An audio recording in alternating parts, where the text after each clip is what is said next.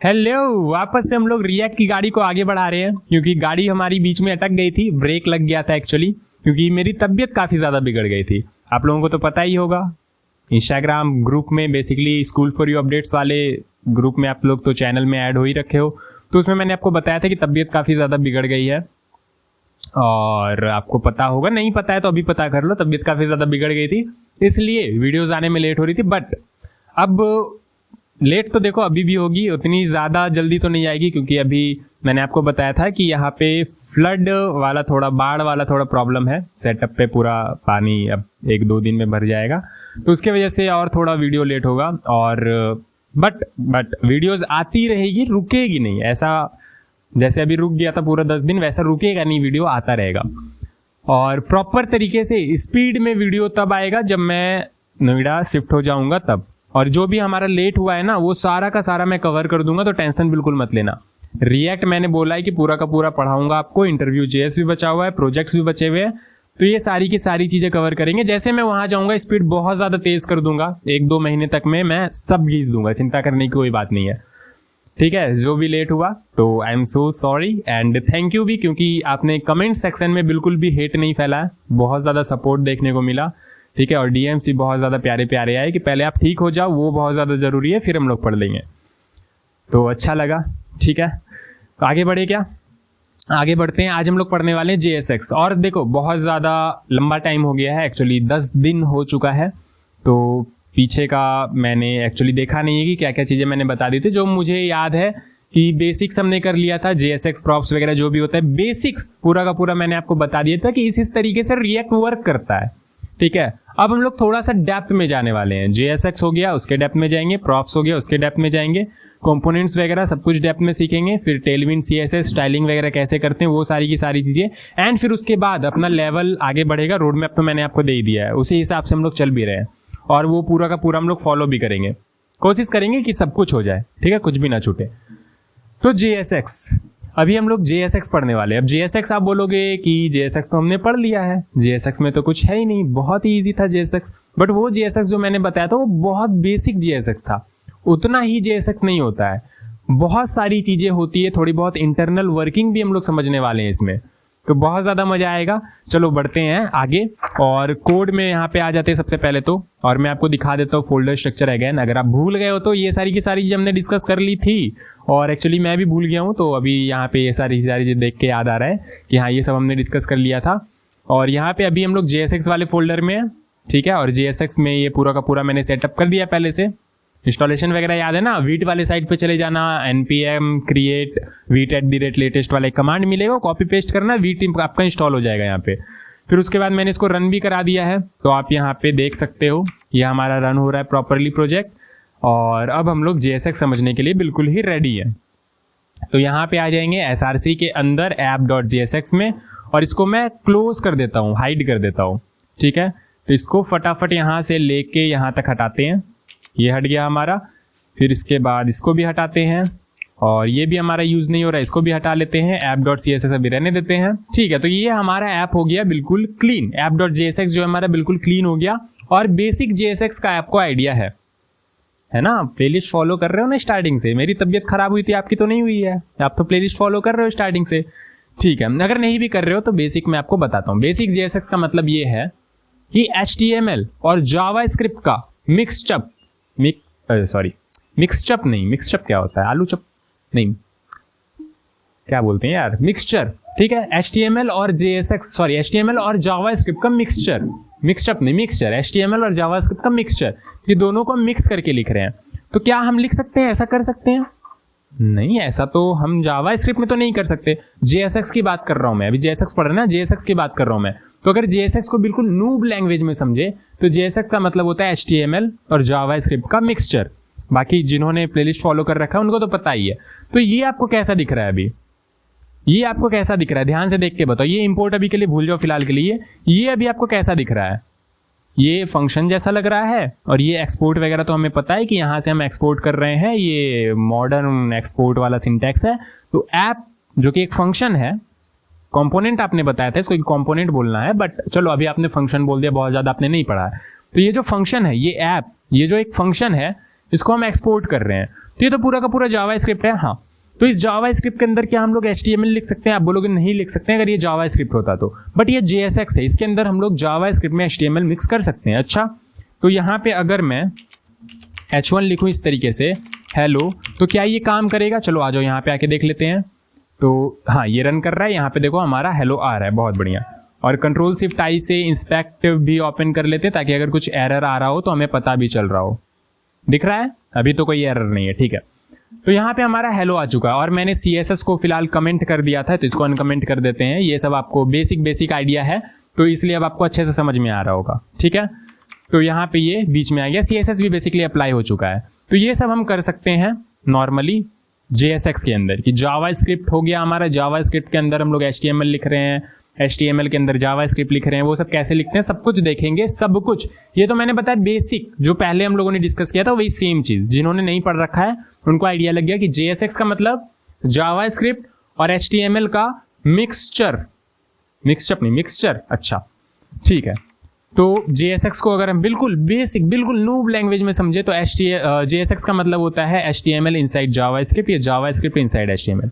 HTML के अंदर जावा script या जावा स्क्रिप्ट के अंदर HTML, HTML इनसाइड जावा स्क्रिप्ट या जावा स्क्रिप्ट इनसाइड HTML। ऑलराइट, तो react look like HTML but behave like Java script. तो अगर रिएक्ट का पूरा कोड बेस देखोगे तो देखने में तो HTML जैसा लगता है, बिहेव जावा स्क्रिप्ट के जैसा करता है। देखने में HTML जैसा लगता है, अभी आप देखो, अभी आपको HTML जैसा लग नहीं रहा होगा, बट अगर मैं यहाँ पे लिख दूँ एक H1 कुछ समथिंग lorem 20, फिर उसके बाद में यहाँ पे कुछ लिखूँ पैराग्राफ lorem 25, और आपको ये भी बात पता है कि यहाँ पे हम लोग एक बारी में एक ही एलिमेंट लिख सकते हैं। तो एक ही एलिमेंट यहाँ पे पास करना है, एक ही एलिमेंट रिटर्न कराना है, तो या तो आप इस तरीके से फ्रेगमेंट के अंदर रैप कर दोगे, ये बेसिक सा रूल है, पहले भी हमने पढ़ा, और नहीं पढ़ा है तो वापस से भी रिवीजन हो जाएगा आपका, ठीक है। या फिर अगर फ्रेगमेंट नहीं पता है क्या होता है तो डिव के अंदर रैप कर देते हैं इस तरीके से, ठीक है। तो ये अब आपका एक ही एलिमेंट हुआ ना, ये जो डिव है, ये डिव के अंदर बाकी सारी चीज़ें, तो एक एलिमेंट रिटर्न करे तो ये काम करेगा। तो ये देखो, ब्राउजर पे आते हैं यहाँ पे, तो ये प्रॉपर्ली काम कर रहा है। ये हमारा हो गया हेडिंग, ये एक लंबा सा, ये हमारा हो गया पैराग्राफ। ऑल राइट, तो ये हमारा यहाँ पे काम कर रहा है, ठीक है। तो ये हमारा अभी देखने में कैसा लग रहा है आप ये बताओ? ये देखने में तो लग रहा है HTML जैसा, कि HTML ही लिख रखा है हमने, बट बिहेव करेगा ये जावा स्क्रिप्ट जैसा। और अगर इंटरनल वर्किंग की बात करें तो कंपाइल जो हो रहा होता है इंटरनली, वो जावा स्क्रिप्ट, जो नॉर्मल HTML CSS जावा स्क्रिप्ट आप पढ़ते हो, उसी नॉर्मल HTML CSS जावा स्क्रिप्ट में ये पूरा का पूरा कन्वर्ट हो रहा होता है। अच्छा, वो सब कैसे होता है? नहीं, वो सब अभी तो नहीं देखेंगे, लेकिन थोड़ा बहुत इंटरनल वर्किंग के बारे में आपको आइडिया दूंगा मैं रिएक्ट के, ठीक है। बाकी ट्रांसपाइल हो रहा है, ट्रांसपाइल क्या होता है, बेबल क्या होता है, वो सब हम लोग आने वाले लेक्चर्स में डिस्कस करेंगे, ठीक है। और ये मैं इसलिए बता देता हूँ क्योंकि बहुत लोग कमेंट करते हैं कि आपने इसमें ये नहीं बताया, तो वो एक सीक्वेंस मैंने बता रखा है। रोड मैप अगर आपने नहीं देख रखा है तो देख लो रोड मैप, उसी हिसाब, उसी को मैं फॉलो करते हुए आगे बढ़ रहा हूँ। सब कुछ सीखेंगे, कुछ भी नहीं छूटेगा यहाँ पे। तो ये हमारा हो गया JSX, ठीक है, HTML और जावास्क्रिप्ट का मिक्सचर। देखने में तो HTML जैसा लग रहा है, बट उसके अंदर हम लोग जावास्क्रिप्ट भी लिख सकते हैं। अब ये वाला जो लाइन है, ये बहुत इंपॉर्टेंट लाइन है, ये इंटरव्यू में आपसे पूछा जा सकता है कि JSX इज नॉट HTML। मुझे तो जहां तक आइडिया है कि JSX आपका HTML नहीं है, ये तो एक सिंटैक्टिक सुगर है। अब क्या होता है सिंटैक्टिक सुगर, और क्यों हम ऐसा कह रहे हैं कि JSX जो है HTML भी नहीं है, JSX जो है जावास्क्रिप्ट भी नहीं है, JSX तो बेसिकली एक सिंटैक्टिक सुगर है react.create एलिमेंट का। ये तो हमें समझ नहीं आया? नहीं, आपने समझाया नहीं? अभी मैंने भी नहीं समझाया, आपको समझ में भी नहीं आया होगा। तो ये क्या कहना चाह रहा हूं मैं कि ये जो है सिंटैक्टिक सुगर है, इंटरनली इस तरीके से कुछ काम हो रहा होता है, ऐसा कुछ इसी टाइप का कुछ है क्या? हाँ, तो ये भी समझना है। नहीं, इसका इंटरनल वर्किंग के बारे में हम लोग आगे जाके समझेंगे। सिंटैक्टिक सुगर का मतलब बस मैं आपको बता देता हूँ। सिंटैक्टिक सुगर का मतलब होता है कि आपको एक ऐसा प्यारा सा सिंटैक्स दे दिया गया है, प्यारा सा सिंटैक्स दे दिया गया है जो आपके समझ में आता है, आपको खुश रखता है, आपके समझ में आता है, बहुत अच्छे से आप इसको लिख सकते हो, बहुत ही आसान होता है देखने में, बिल्कुल क्रिस्टल क्लियर, समझने में भी आता है, अंडरस्टैंडेबल होता है, ठीक है। लेकिन एक्चुअली में ये वाला सिंटैक्स हमारा काम नहीं कर रहा होता है। इंटरनली ये कन्वर्ट होता है किसी और दूसरे कॉम्प्लेक्स सिंटैक्स में, ठीक है। और इस कॉम्प्लेक्स सिंटैक्स को आसान करने के लिए इसी के जस्ट ऊपर ये वाला रैपिंग हमने कर दिया इस सिंटैक्स का, तो इसी को कहते हैं हम लोग सिंटैक्टिक सुगर, ठीक है। मीठा सा ये देखने में लगता है, प्यारा सा, आसान होता है समझने में, इसलिए हम इस वाले सिंटेक्स को यूज करते हैं, ना कि ये वाले कॉम्प्लेक्स वाले सिंटेक्स को। तो कॉम्प्लेक्स वाले सिंटेक्स को हटा के इसी के ऊपर ये ओवरलैपिंग हमने कर दिया, एक प्यारा सा क्या कह सकते हैं, बढ़िया सा सिंटैक्स हमने बना दिया जिसपे आप काम कर सकते हो बहुत ही आसानी से, जो कि है आपका JSX। इंटरनली ये किसी और चीज में कन्वर्ट हो रहा होता है, किसी और तरीके से काम कर रहा होता है, और कैसे कर रहा होता है वो हम लोग देखेंगे। ऑल राइट, ठीक है। तो JSX, अब एक्चुअल डिफिनेशन की बात करते हैं कि अगर आपको पूछा गया कि JSX क्या होता है तो आप क्या बोलोगे कि JSX HTML और जावास्क्रिप्ट का मिक्सचर होता है? नहीं, ऐसा नहीं बोलना है। तो क्या बोलोगे कि जावास्क्रिप्ट XML होता है JSX? तो ये तो चलो इसका फुल फॉर्म है, बट अगर आपसे पूछा गया कि JSX का फुल फॉर्म है तो आपको डायरेक्टली ये नहीं बोल देना है कि JSX का फुल फॉर्म होता है जावास्क्रिप्ट XML। ठीक है, अब XML आपका बेसिकली HTML जैसा दिखता है, तो यहाँ पे इसलिए इसको जावास्क्रिप्ट XML बोल रहे हैं हम लोग JSX को, बट एक्चुअली में जावास्क्रिप्ट XML इसका फुल फॉर्म है भी नहीं भी। ऐसा मैं इसलिए कह रहा हूँ क्योंकि अगर आप ऑफिशियल डॉक्यूमेंटेशन में देखोगे, ठीक है, ऑफिशियल डॉक्यूमेंटेशन में अगर आप कंट्रोल F करके सर्च करोगे तो कहीं भी आपको XML का जिक्र होता हुआ नहीं दिखेगा। ऑफिशियल डॉक्यूमेंटेशन ऐसा कहीं भी दावा नहीं करता है कि JSX का फुल फॉर्म जावास्क्रिप्ट XML है। बट वहीं अगर आप अच्छे खासे वेबसाइट्स जैसे कि Geeks for Geeks या फिर W3 स्कूल, इन सारे वेबसाइट्स पे जाके या गूगल पे सर्च करके आप देखोगे तो वहाँ पे आपको JSX का फुल फॉर्म जावास्क्रिप्ट XML बताया जाता है, लेकिन ऑफिशियल डॉक्यूमेंटेशन में ये मेंशन नहीं है। तो आप कैसे इसका जवाब दोगे अगर आपसे पूछा जाता है कि JSX का फुल फॉर्म क्या होता है? तो आप बोलोगे JSX का फुल फॉर्म जो नॉर्मल W3 स्कूल या फिर Geeks for Geeks या फिर गूगल या ऐसा काफ़ी लोग जो कह रहे होते हैं वो जावास्क्रिप्ट XML इसका बता रहे होते हैं फुल फॉर्म, जो कि आपको देखने को हर जगह मिल जाएगा। बट एक्चुअली में ऑफिशियल डॉक्यूमेंटेशन में ऐसा कुछ मेंशन नहीं है कि JSX का मतलब जावास्क्रिप्ट XML होता है या फिर JSX जावास्क्रिप्ट XML है। ऑफिशियल डॉक्यूमेंटेशन आपका ये कहता है कि JSX जो है सिंटैक्स एक्सटेंशन है जावास्क्रिप्ट का। सिंटैक्स एक्सटेंशन मतलब आप समझ रहे हो, ठीक है, जावास्क्रिप्ट का जो सिंटैक्स है उसी को बेसिकली एक्सटेंड कर दिया गया है, जिसके अंदर अब हम लोग HTML भी लिख सकते हैं। तो JSX जो है आपका एक सिंटैक्स एक्सटेंशन, और ये ऑफिशियल डॉक्यूमेंटेशन में मेंशन है। जावास्क्रिप्ट XML ये मेंशन नहीं है ऑफिशियल डॉक्यूमेंटेशन में, लेकिन अगर आप ये देखोगे कि एक्चुअल डिफिनेशन इसका क्या है तो ये वाला डेफिनेशन इसका मेंशन है। किसमें? ऑफिशियल डॉक्यूमेंटेशन में। आप जाके पढ़ लेना आराम से, react.dev में जाना, आप देख लेना, ये सारी की सारी चीजें आपको मिल जाएगी। JSX is a syntax extension for JavaScript. JavaScript का ही सिंटैक्स एक्सटेंशन है। अगर आप देखो तो देख के भी समझ में आएगा। यहाँ पे ये देखो जावास्क्रिप्ट ही लिख रहे हैं, बट हमने इसको एक्सटेंड कर दिया कि इसके अंदर आप HTML भी लिख सकते हो, समथिंग लाइक दैट, कि जावास्क्रिप्ट ही है बट हमने थोड़ा एक्सटेंड कर दिया कि अब इसके अंदर आप HTML भी लिख सकते हो। ऑल राइट, तो हमें इतना समझ में आता है। It let's you right HTML like code inside JavaScript. तो बस इस बेसिस पे हमने इसको एक्सटेंड कर दिया है कि आप इसमें HTML लाइक कोड भी लिख सकते हो और उसी HTML के अंदर आप वापस से जावास्क्रिप्ट भी इंसर्ट कर सकते हो।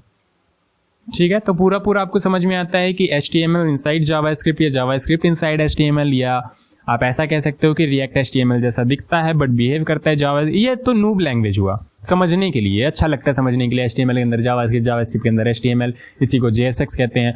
बट प्रोफेशनली अगर जाओ तो JavaScript is a syntax extension for JavaScript, JSX is a syntax extension for JavaScript used in React. ठीक है, ये आपको एक सिंटैक्स एक्सटेंशन बेसिकली प्रोवाइड करता है जावास्क्रिप्ट के ऊपर, जिसमें कि आप HTML जैसा कोड भी लिख सकते हो और उस HTML कोड के अंदर आप अगेन जावास्क्रिप्ट भी एम्बेड कर सकते हो।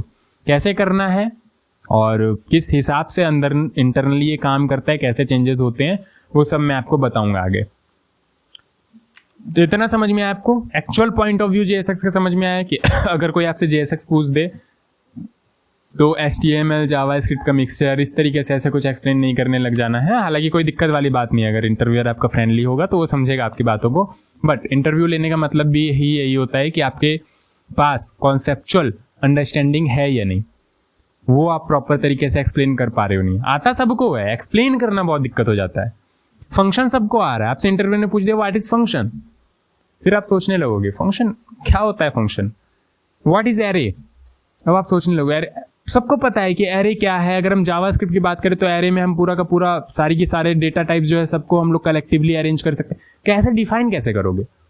तो ये सब कुछ आपको आना चाहिए कि अगर आपसे कुछ पूछा जा रहा है तो आप एक्सप्लेन कैसे करो। एक्सप्लेनेशन बहुत ज़्यादा इंपॉर्टेंट है। आता तो सबको है, ठीक है, ये बेसिक चीज़ें सबको आ रही है, एक्सप्लेन कैसे करना है वो ध्यान रखने वाली बात है। तो ठीक है, तो इतना आपको समझ में आ गया कि JSX को अगर आपको डिफाइन करना हो या JSX क्या होता है बताना हो तो कैसे आप बताओगे।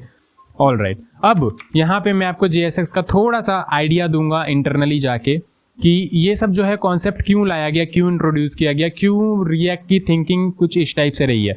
तो सबसे पहला थिंकिंग तो आपका वर्चुअल डॉम का, वो आपको पता चल चुका है, बेसिक आइडिया आपको लग चुका है, वर्चुअल डॉम जो सबसे ज़्यादा इंपॉर्टेंट था। उसके बाद जो बेसिकली अपडेशन वाली जो प्रॉब्लम मैंने आपको बताया कि हॉट अपडेशन नहीं हो पा रहा था। हॉट अपडेशन बेसिकली कहने का मतलब ये है कि अगर डेटा में कुछ चेंज होता है तो रिएक्ट नहीं कर पा रहा होता था जो पुराने जो भी फ्रेमवर्क्स वगैरह जिस पे काम कर रहा था फेसबुक हमारा, तो वो अपडेशन प्रॉपर्ली नहीं हो पा रहा था। उन सारी चीज़ों को इसने फिक्स कर दिया, ठीक है। और अब ये JSX वाली सिंटेक्स की अगर बात करें तो पहले किस तरीके से काम होता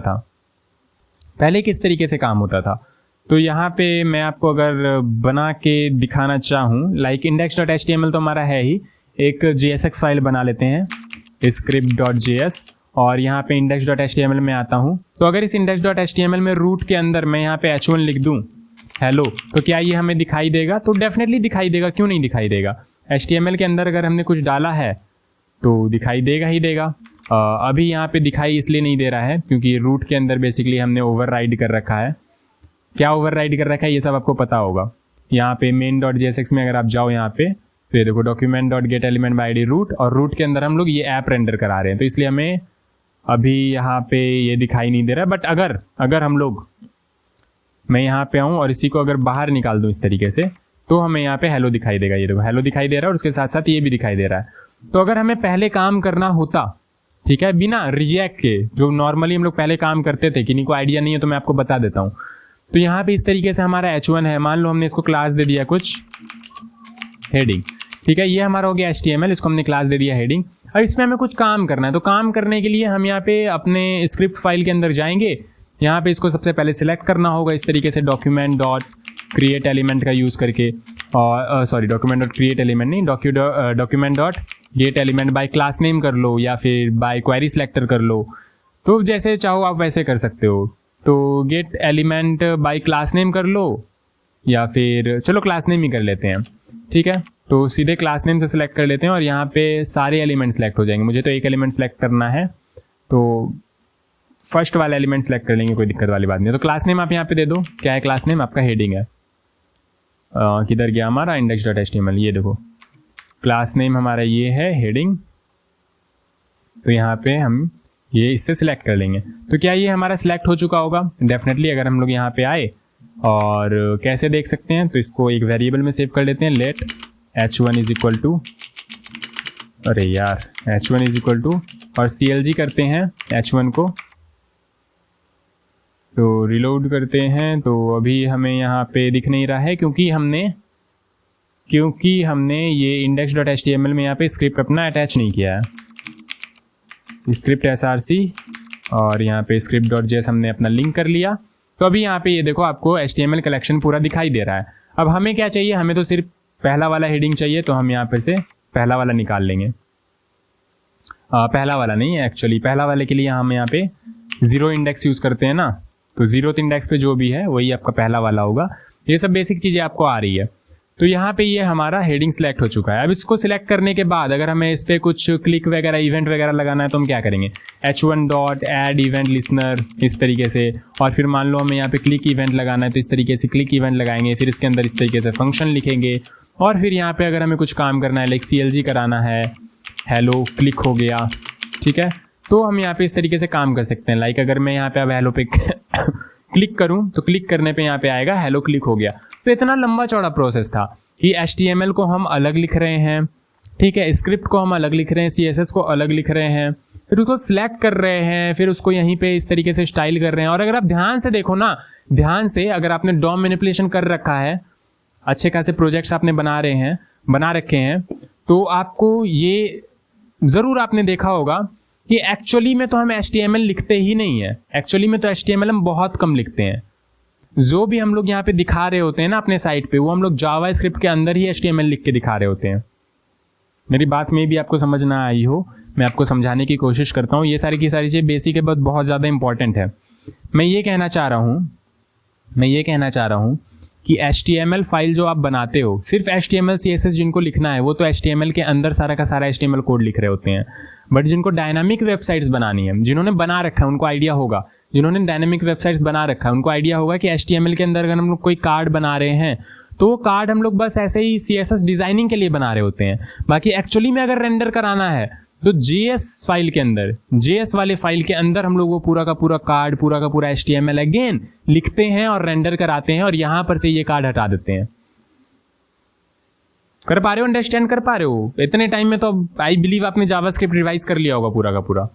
ठीक है कि HTML के अंदर हम लोग कुछ नहीं लिखते हैं, बहुत कम से कम कोड लिखते हैं, पूरा का पूरा डायनामिकली हम लोग जावास्क्रिप्ट के थ्रू ही रेंडर करा रहे होते हैं। ठीक है, तो अगर ध्यान से देखा जाए तो रिएक्ट ने वो प्रॉब्लम सॉल्व कर दिया। रिएक्ट ने बोला कि जब वैसा ही करना है, और सजेशन वगैरह भी जावास्क्रिप्ट वाले फाइल में आपको HTML वाले सजेशन तो मिलते नहीं है, तो अगर ऐसा ही करना है तो क्यों ना हम मिक्स ही कर दें, जावास्क्रिप्ट और HTML को मिक्स ही कर दें आराम से। अब अगर आपको जावास्क्रिप्ट के अंदर ही HTML लिखना है, ऑब्वियस सी बात है जावास्क्रिप्ट के अंदर ही हम लोग HTML लिखते हैं, डायनामिकली अगर रेंडर कराना होता है तो लो लिखो, JSX हमने बना दिया, जावास्क्रिप्ट के अंदर ही आप HTML लिखो, बहुत ही अच्छे से लिख पाओगे आप। ठीक है, CSS भी आप यहाँ पे लिख सकते हो, बस कंपोनेंट बेसिस में हमने सेपरेट कर दिया कि सारा का सारा लॉजिक वगैरह जो भी आपको लिखना है एक कंपोनेंट बना लो आप लोग, कंपोनेंट को यूज़ करना है अलग अलग जगह यूज़ कर लो, दैट्स इट। खैर उस पर भी आएंगे हम लोग, ये आपको समझ में आया हो, मे बी मैंने समझाने की कोशिश की आपको कि यहाँ पे क्या प्रॉब्लम है, और अगर एक्चुअली में अगर रिएक्ट वाला सिंटैक्स देखो तो वहाँ पे इन्होंने किस तरीके से सॉल्व कर रखा है, क्या थिंकिंग है इसके पीछे। बाकी वर्चुअल डॉम वो सब तो है ही, लेकिन और भी क्या क्या थिंकिंग्स हैं जिसके वजह से रिएक्ट बहुत ज़्यादा पॉपुलर हुआ, बहुत ज़्यादा फेमस हुआ। स्टार्टिंग में तो हेट भी बहुत ज़्यादा मिली थी, बट अब इतना ज़्यादा पॉपुलर भी क्यों है वो भी आपको समझना बहुत ज़्यादा इंपॉर्टेंट है। तो अभी मैं यहाँ पर से ये स्क्रिप्ट हटा देता हूँ, या आप चाहो तो रहने भी दे सकते हो, बट मैं हटा देता हूँ ये, और यहाँ से ये भी हटा देता हूँ जो भी मैंने खुद से इंजेक्ट किया था यहाँ पे, और script.js ये भी मैं यहाँ से हटा देता हूँ, और यहाँ पे आके ये हमारा पूरा नीट एंड क्लीन अभी नज़र आ रहा है। तो बहुत बढ़िया, आई बिलीव आपको इतना समझ में आ चुका होगा कि एक्चुअली में अगर हम करने जाए तो पहले सिलेक्ट करो, फिर ये करो, फिर वो करो, बहुत ज़्यादा झमेला है। तो JSX वाला सिंटेक्स बहुत ज़्यादा यूज़फुल है, बहुत ज़्यादा प्रॉपर है। और अब आगे बढ़ते हैं, एक्चुअली में हम लोग JSX को अंडरस्टैंड करना स्टार्ट करते हैं। ठीक है, तो हम जावास्क्रिप्ट के अंदर HTML लिखना सीख गए। अब HTML के अंदर जावास्क्रिप्ट इम्बेड कैसे कर सकते हैं, ये बहुत इंपॉर्टेंट बात है। और लोग कुछ भी इम्बेड करने लग जाते हैं, जबकि कुछ भी यहाँ पे काम नहीं करता है। सबसे पहले तो इम्बेड करते कैसे वो सीखते हैं। तो यहाँ पे अभी तो ये हमारा H1 है, हेलो JSX, और यहाँ पे हमारा ये दिख रहा है हेलो JSX। ठीक है, अब मुझे अगर इस HTML के अंदर जावास्क्रिप्ट लिखना है तो मैं कैसे लिखूंगा। मैंने आपको बताया था जावास्क्रिप्ट इंजेक्ट करने के लिए आपको ज़्यादा कुछ नहीं, यहाँ पे करली ब्रेसेस ओपन करना होता है, क्लोज करना होता है। अब इसके अंदर आप जावास्क्रिप्ट लिख सकते हो। आप इसके अंदर यहाँ पे अगर 2+2 करोगे, मैथमेटिकल ऑपरेशंस आप कर सकते हो यहाँ पे, तो यहाँ पे 2+2 आपको 4 दिखाई देगा। जबकि अगर HTML में आप करो तो 2+2 ही रहेगा। लेकिन हमने क्योंकि करली ब्रेसेस ओपन क्लोज कर दिया, उसके अंदर हमने लिखा है, तो ये हम जावास्क्रिप्ट इंजेक्ट कर रहे हैं। तो यहाँ पे 2+2 आपका कितना हो गया, 4 हो गया। अब ध्यान देने वाली बात यह है कि यहाँ पे हम लोग लिख क्या क्या सकते हैं। ऐसा क्या है क्या कि कुछ भी लिख सकते हैं, फॉर लूप चला दिया हमने, इफ एल्स स्टेटमेंट लिख दिया, कुछ भी लिख सकते हैं क्या? नहीं, कुछ भी नहीं कर सकते हैं। यहाँ पे क्या कर सकते हैं वो देखो। तो यहाँ पे हम लोग वेरिएबल्स इंसर्ट कर सकते हैं। ठीक है, वेरिएबल्स कर सकते हैं क्या? हाँ, अगर मैं यहाँ पे बनाऊँ let name is equal to Manas Kumar Lal, तो यहाँ पे ये वेरिएबल हम इसके अंदर इंजेक्ट कर सकते हैं, कोई दिक्कत वाली बात नहीं है। ये नेम आपको यहाँ पे दिखाई दे रहा होगा, ये देखो, हेलो मानस कुमार लाल। ऑल राइट, उसके बाद हम फंक्शन कॉल कर सकते हैं, कोई दिक्कत वाली बात नहीं है। अच्छा, फंक्शन कॉल भी कर सकते हैं। हाँ, फंक्शन कॉल कैसे कर सकते हैं? तो मान लो यहाँ पे मैंने एक फंक्शन बना दिया, फंक्शन, ठीक है, कंपोनेंट नहीं, फंक्शन, नॉर्मल सा फंक्शन। तो फंक्शन मैंने बना दिया से माई नेम, ठीक है, से माई नेम, ठीक है। ये ग्रीट मान लो, एक सिंपल सा फंक्शन मैंने बना दिया ग्रीट। ये क्या कर रहा है? ये रिटर्न कर रहा है, क्या रिटर्न कर रहा है?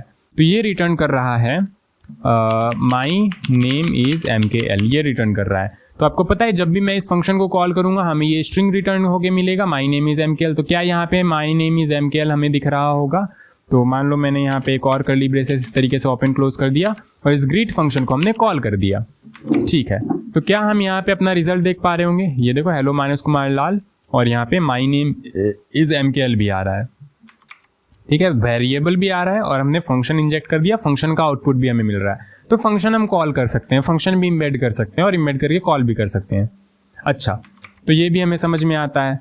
क्या याद करना है? नहीं, बहुत अच्छे से मैं आपको बता दूंगा, याद कुछ नहीं करना है। फिर टर्नरी एक्सप्रेशन, ये आप यूज़ कर सकते हो। टर्नरी एक्सप्रेशन आपको पता है, अपने जावास्क्रिप्ट में ये भी कर रखा है। तो इस लाइन को मैं फिलहाल के लिए कमेंट करता हूँ और वापस से मैं यहाँ पे एक H1 बनाता हूँ और यहाँ पे इंजेक्ट करता हूँ जावास्क्रिप्ट। ठीक है, टर्नरी ऑपरेटर तो जावास्क्रिप्ट का ही पार्ट है। तो टर्नरी ऑपरेटर में क्या होता है, यहाँ पे कुछ आपके पास कंडीशन होता है। ठीक है, अगर वो कंडीशन सही हो गया तो ये वाला स्टेटमेंट एग्जीक्यूट होगा, यहाँ पे जो भी लिखेंगे, और अगर फॉल्स हो गया तो फिर ये वाला स्टेटमेंट एग्जीक्यूट होगा जो भी यहाँ पे लिखेंगे। ट्रू हो गया तो ये वाला स्टेटमेंट एग्जीक्यूट हो गया और होगा, और फॉल्स हो गया तो ये वाला स्टेटमेंट एग्जीक्यूट होगा।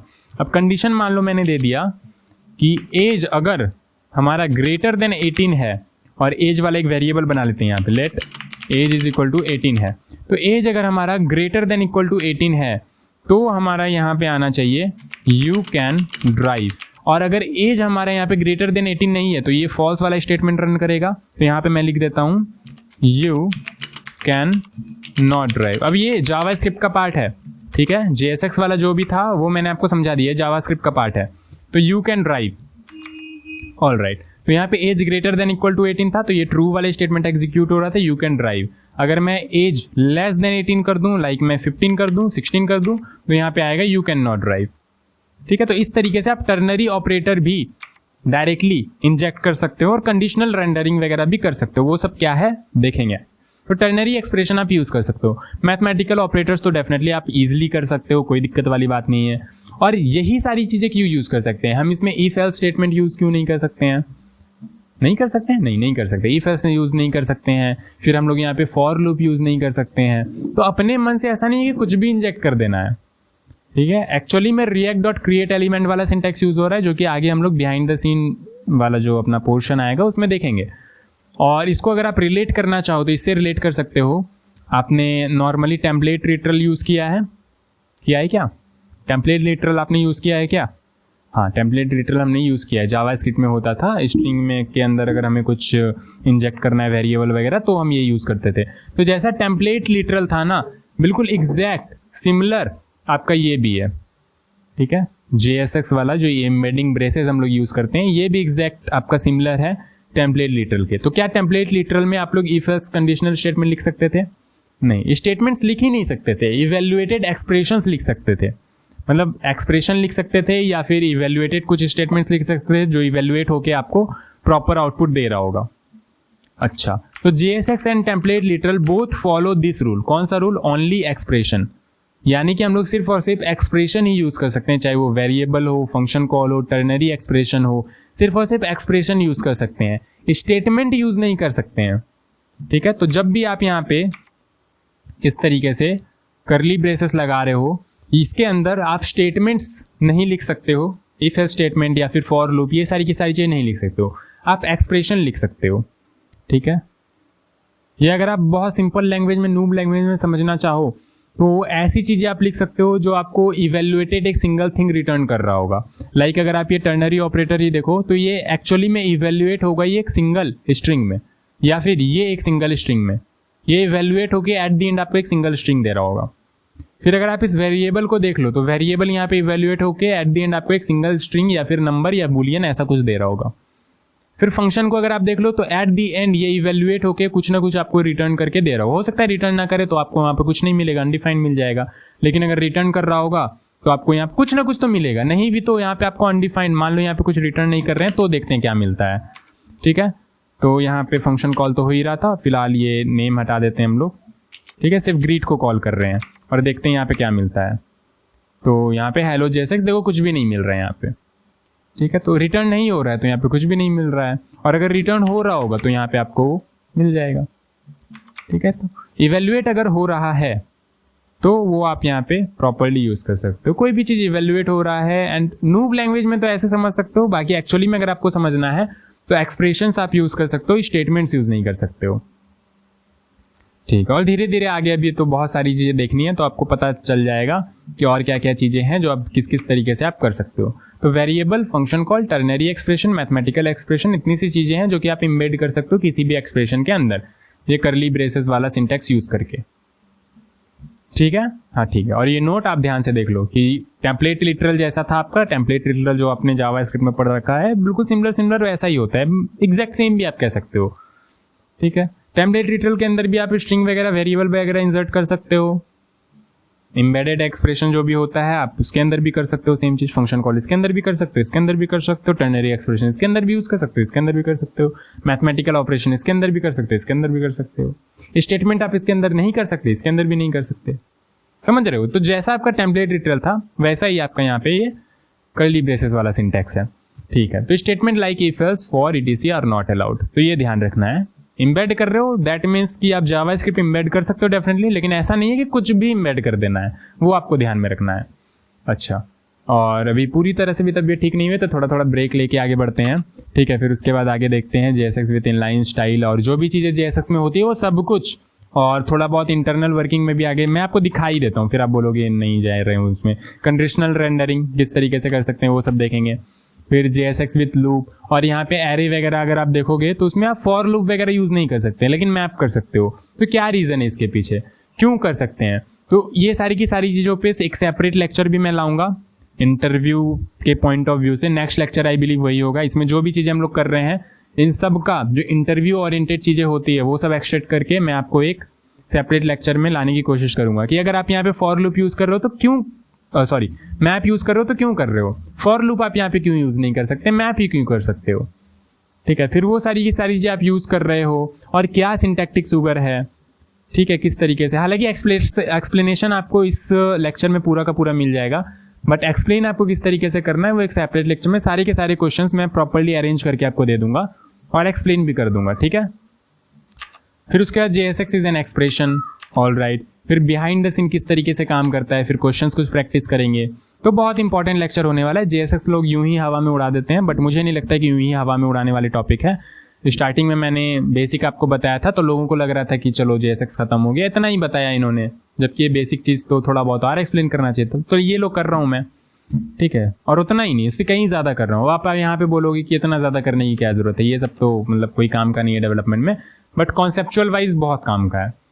ठीक है, JSX रूल्स वगैरह ये सब तो लास्ट में एक रिकैप है बेसिकली, तो बहुत ज़्यादा भी नहीं है, बहुत कम भी नहीं है, और बिहाइंड द सीन थोड़ा बहुत हम लोग डिस्कस करने वाले हैं। और ये भी नहीं बोल रहा हूँ कि बहुत ज़्यादा डिस्कस कर लेंगे, नहीं, लेकिन वो भी करेंगे। ठीक है, वो भी करेंगे। तो थोड़ा सा ब्रेक ले लो फिर बढ़ते हैं आगे। ठीक है, ठीक है। तो अब देखते हैं हम लोग कि इनलाइन स्टाइल हम लोग कैसे कर सकते हैं JSX में, और बहुत आसान है। जैसे HTML में आप करते थे ना, कोई एक एलिमेंट बना रहे हो इस तरीके से div h1 जो भी बना रहे हो, यहाँ पे स्टाइल एट्रीब्यूट देते थे और यहाँ स्ट्रिंग फॉर्मेट में नॉर्मली आप स्टाइल लिख देते थे, आपका काम कर रहा होता था। बाकी इंटरनल CSS या फिर एक्सटर्नल CSS भी आप यूज़ करते थे, एक्सटर्नल फाइल बना के, वो यहाँ भी कर सकते हैं और करते भी हैं। लेकिन ये वाला तरीका भी बहुत ज़्यादा यूज़ होता है यहाँ पे इनलाइन स्टाइल वाला, क्योंकि सब चीज़ एट दी एंड यहाँ पे मिक्स करके लिख रहे हैं, तो स्टाइल भी मिक्स करके लिखना आना चाहिए और यूज़ भी करते हैं। बाकी तो टेलविन वगैरह आगे देखेंगे, स्टाइल में बहुत सारी चीज़ें होती है जो हम लोग करते हैं, बट इनलाइन स्टाइल इंपॉर्टेंट है और ये वाला तरीका भी आपको आना चाहिए। तो JSX में जो है स्टाइल आपका एक ऑब्जेक्ट होता है, ये ध्यान से समझ लो, बस आपका काम हो गया। स्टाइल आप आराम से कर सकते हो। मैंने क्या बोला कि JSX में जो स्टाइल होता है वो आपका एक ऑब्जेक्ट होता है। ध्यान से सुनना, JSX में जो स्टाइल होता है एक ऑब्जेक्ट होता है, स्ट्रिंग नहीं होता है। HTML में जो होता था स्टाइल एट्रीब्यूट, यहाँ पे आप लिखते थे, वो स्ट्रिंग में लिख रहे होते थे। यहाँ पे आपका ये ऑब्जेक्ट होता है। ऑब्जेक्ट होता है यानी कि डेफिनेटली आपका जावास्क्रिप्ट यहाँ पे आ रहा है। ठीक है, तो अब लिखेंगे कैसे वो देखते हैं। बाकी प्रॉपर एक्सप्लेनेशन जो है ना, ऐसा क्यों होता है, कैसे होता है, प्रॉपर एक सीट मैंने प्रिपेयर कर लिया है, वो मैं आपको नेक्स्ट लेक्चर में दे दूंगा और समझा भी दूंगा।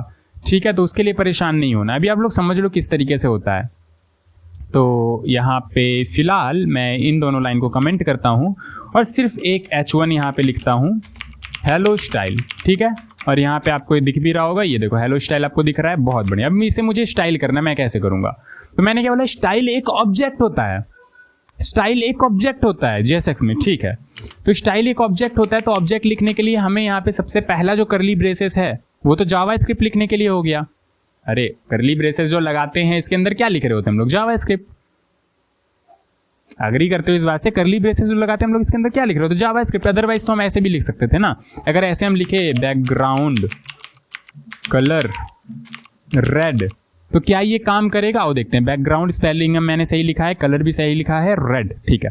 तो क्या ये काम करेगा? आओ देखते हैं। नहीं, ये तो काम नहीं कर रहा है यहाँ पे। यहाँ पे देखो मुझे एरर मिल रहा है, style prop exceeds mapping for style property to values not a string. ठीक है, तो यहाँ पे इस तरीके से आपको नहीं देना। प्रॉपर एरर आप पढ़ लेना, आपको समझ में आ जाएगा कि यही कहना चाह रहा है ये। तो यहाँ पे क्या करना है, हमें एक ऑब्जेक्ट देना है। अब ऑब्जेक्ट कैसे देंगे? तो पहला करली ब्रेसेस तो इस तरीके से हमारा हुआ कि हम लोग यहाँ पे जावास्क्रिप्ट एम्बेड करना चाहते हैं। अच्छा, और इंटरनली और भी चीज़ें हैं, मैं आपको प्रॉपर बताऊंगा कि कैसे ये रिएक्ट एलिमेंट में रिएक्ट डॉट क्रिएट एलिमेंट में कन्वर्ट होता है और फिर वहाँ से ट्रांसफाइल किस तरीके से हो रहा होता है, सब कुछ। लेकिन अभी फिलहाल यहाँ पे मुझे इसके अंदर ऑब्जेक्ट लिखना है। तो पहला करली ब्रेसेस, ठीक है, इस तरीके से समझो। पहला करली ब्रेसेस जो हुआ इसके अंदर इसलिए लगाया हमने क्योंकि इसके अंदर हम लोग जावास्क्रिप्ट लिखना चाहते हैं। ये पहला करली ब्रेसेस किस लिए हुआ? इसके अंदर हम लोग जावास्क्रिप्ट ऑब्जेक्ट लिखना चाहते हैं। अब ऑब्जेक्ट लिखने के लिए क्या करते हैं? तो ऑब्जेक्ट लिखने के लिए भी हम लोग इस तरीके से ऑब्जेक्ट ही बनाते हैं। ओके, तो कैसे लिखना है?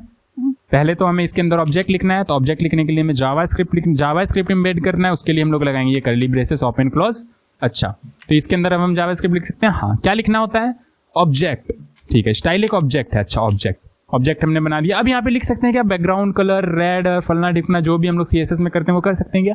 एग्जैक्टली कर सकते हैं। और दोनों तरीके से कर सकते हो। दोनों तरीके मतलब यहाँ पे आप वो नॉर्मल वाला केस भी यूज़ कर सकते हो, और यहाँ पे कैमल केस में एक्चुअली में जावास्क्रिप्ट में हम लोग काम करते हैं, इतना आपको आइडिया होगा। कैमल केस मतलब जैसे बैकग्राउंड कलर वहाँ आप इस तरीके से लिखते थे, यहाँ इस तरीके से नहीं लिखना है। जावास्क्रिप्ट में आप कैसे लिखते हो? बैकग्राउंड आपने लिख दिया, बाकी उसके बाद एक लेटर इस तरीके से कैपिटल COLOR इस तरीके से, ये वो आपका कैमल केस। तो इस तरीके से हम लोग लिख रहे होते। तो सजेशन भी मिल रहा है, आप देखो बैकग्राउंड कलर क्या हो गया आपका?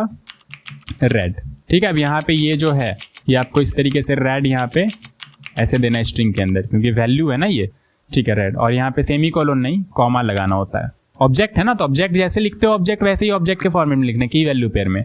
तो बैकग्राउंड कलर रेड। अच्छा, तो क्या रेड हो गया? हाँ जी, हो गया, ठीक है।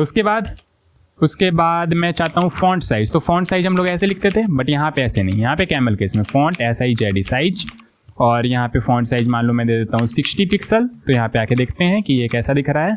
तो क्या ये बड़ा हुआ? तो आई बिलीव हो तो जाना चाहिए। Font size 60 pixel. अच्छा, ये हेडिंग है ना, तो थोड़ा फॉन्ट साइज तो पहले से बड़ा होगा। मान लो 20 पिक्सल में छोटा कर देता हूँ इसे, तो ये देखो छोटा हो गया। तो प्रॉपर्ली काम कर रहा है। बाकी सब कुछ यहाँ पे आप लिख सकते हो बहुत ही आसानी से। ऑल राइट, लेकिन यहाँ पे एक और तरीका भी है। अगर आपको नॉर्मल केस में लिखना है ना, जैसे CSS में लिखते हो, यहाँ CSS में इस तरीके से मान लो मुझे यही लिखना है एग्जैक्ट सेम, तो मैं यहाँ पे कैसे लिखूंगा? तो वो भी आप लिख सकते हो, ये भी आप लिख सकते हो। करना क्या है, यहाँ सबसे पहले तो सेमीकोलन हटा दो, कॉमा लगा दो। ऑब्जेक्ट में आपको कन्वर्ट करना है, प्रॉपर ऑब्जेक्ट में। तो सेमीकोलन हटा के यहाँ पे हमने कॉमा लगा दिया, चलो ये तो ठीक है। फिर उसके बाद ये जो है आपको इसको स्ट्रिंग में रैप करना है, क्योंकि ये वैल्यू है। फिर यहाँ पे ये पूरा का पूरा वैल्यू है, इसको स्ट्रिंग में रैप करना है। ये पूरा का पूरा वैल्यू है, स्ट्रिंग में रैप कर दो। ये पूरा का पूरा वैल्यू है, स्ट्रिंग में रैप कर दो। ऑल राइट, तो ये हो गया आपका। फिर उसके बाद अब ये मैक्स विड्थ। अब एक तरीका तो ये था कि मैक्सिमम विड्थ इस तरीके से कैमल केस में लिखो, या फिर इस तरीके से भी लिख सकते हो आप। हाँ, यहाँ पे आप इसको भी इस तरीके से स्ट्रिंग में रैप कर दो, तो इस तरीके से भी आप कर सकते हो। थोड़ा जेसन जैसा लग रहा होगा, ये एग्जैक्टली वैसा ही है, ठीक है। तो की को भी आप स्ट्रिंग में रैप कर दो, वैल्यू को भी स्ट्रिंग में रैप कर दो, एंड प्रॉपर्ली जैसे CSS में लिखा हुआ था आपका ये काम करेगा।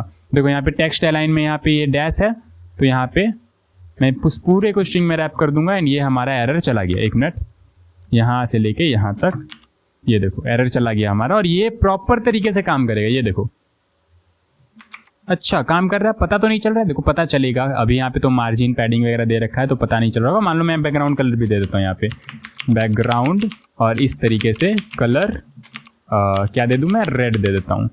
2 कॉमा लग गया, 1 मिनट, ठीक है। ये देखो काम कर रहा है ना।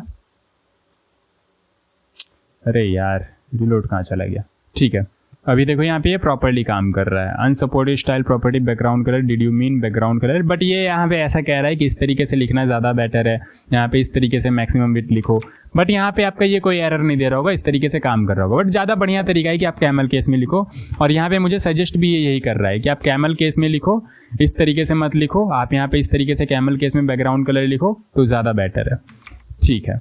बट ऐसे भी आप कर सकते हो, ये भी मैंने बता दिया, काफ़ी केसेस में आपको ऐसे भी लिखा हुआ मिल जाएगा और ये प्रॉपरली काम कर रहा होता है। बट कैमल केस में लिखना ज़्यादा बेटर है, क्योंकि जावा स्क्रिप्ट में कैमल केस में ही हम लोग लिख रहे होते हैं। डॉम मैनिपुलेशन भी आप कर रहे होते हो वहाँ, तो वहाँ भी आप कैमल केस में ही लिख रहे होते हो। ठीक है, बहुत बढ़िया। तो कैमल केस में ज़्यादा कुछ नहीं, इस तरीके से आपको यहाँ पे इस तरीके से वेट लिखना है। और ऐसा नहीं है कि आप स्ट्रिंग हटा दोगे तो ही आपको कैमल केस में लिखना होगा, नहीं, ऐसे भी आप कर सकते हो। तो भी यहाँ पे वो वाला एरर चल जाएगा, देखो बैकग्राउंड कलर चला गया। टेक्स्ट लाइन में आपको दिख रहा है, तो यहाँ पे से भी ये डैश हटाओ और ए को इस तरीके से कैपिटल कर दो, यहाँ पे ये भी एरर चला जाएगा।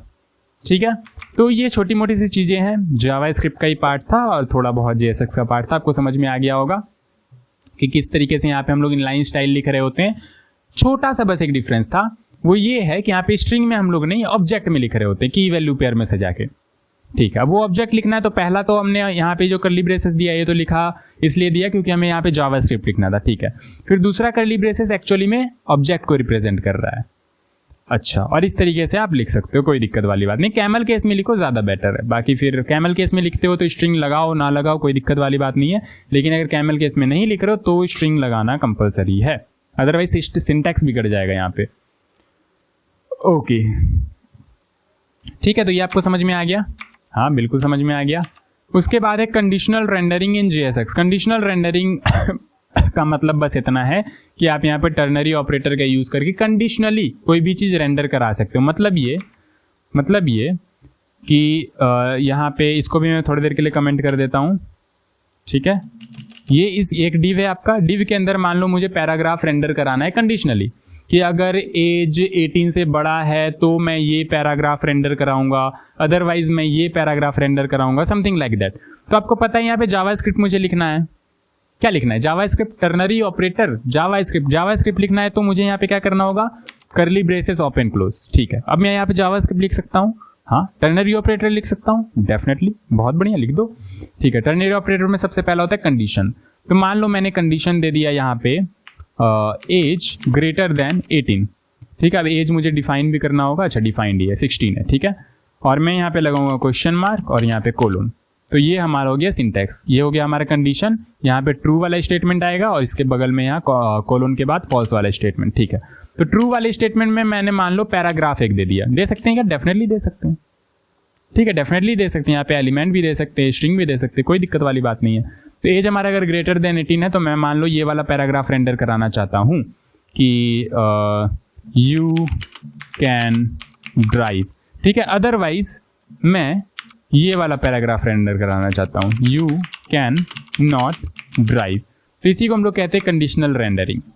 बहुत ज़्यादा कुछ अलग था नहीं। ठीक है, यू कैन नॉट ड्राइव, और अगर मान लो मैं यहाँ पे एज 18 से ज़्यादा कर दूँ, 19 कर दूँ, तो यहाँ पे आपके पास आ रहा होगा यू कैन ड्राइव। ठीक है, बाकी यहाँ पे आप स्टाइल भी दे सकते हो अलग अलग। यहाँ पे स्टाइल दोगे, मान लो एक सबसे पहले तो इस तरीके से ऑब्जेक्ट बनाना है। यहाँ पे मैं बीजी कलर दे देता हूँ, बीजी कलर नहीं है, सिर्फ कलर दे देता हूँ रेड नहीं, ग्रीन देता हूँ। यू कैन ड्राइव ना, तो ग्रीन देता हूँ।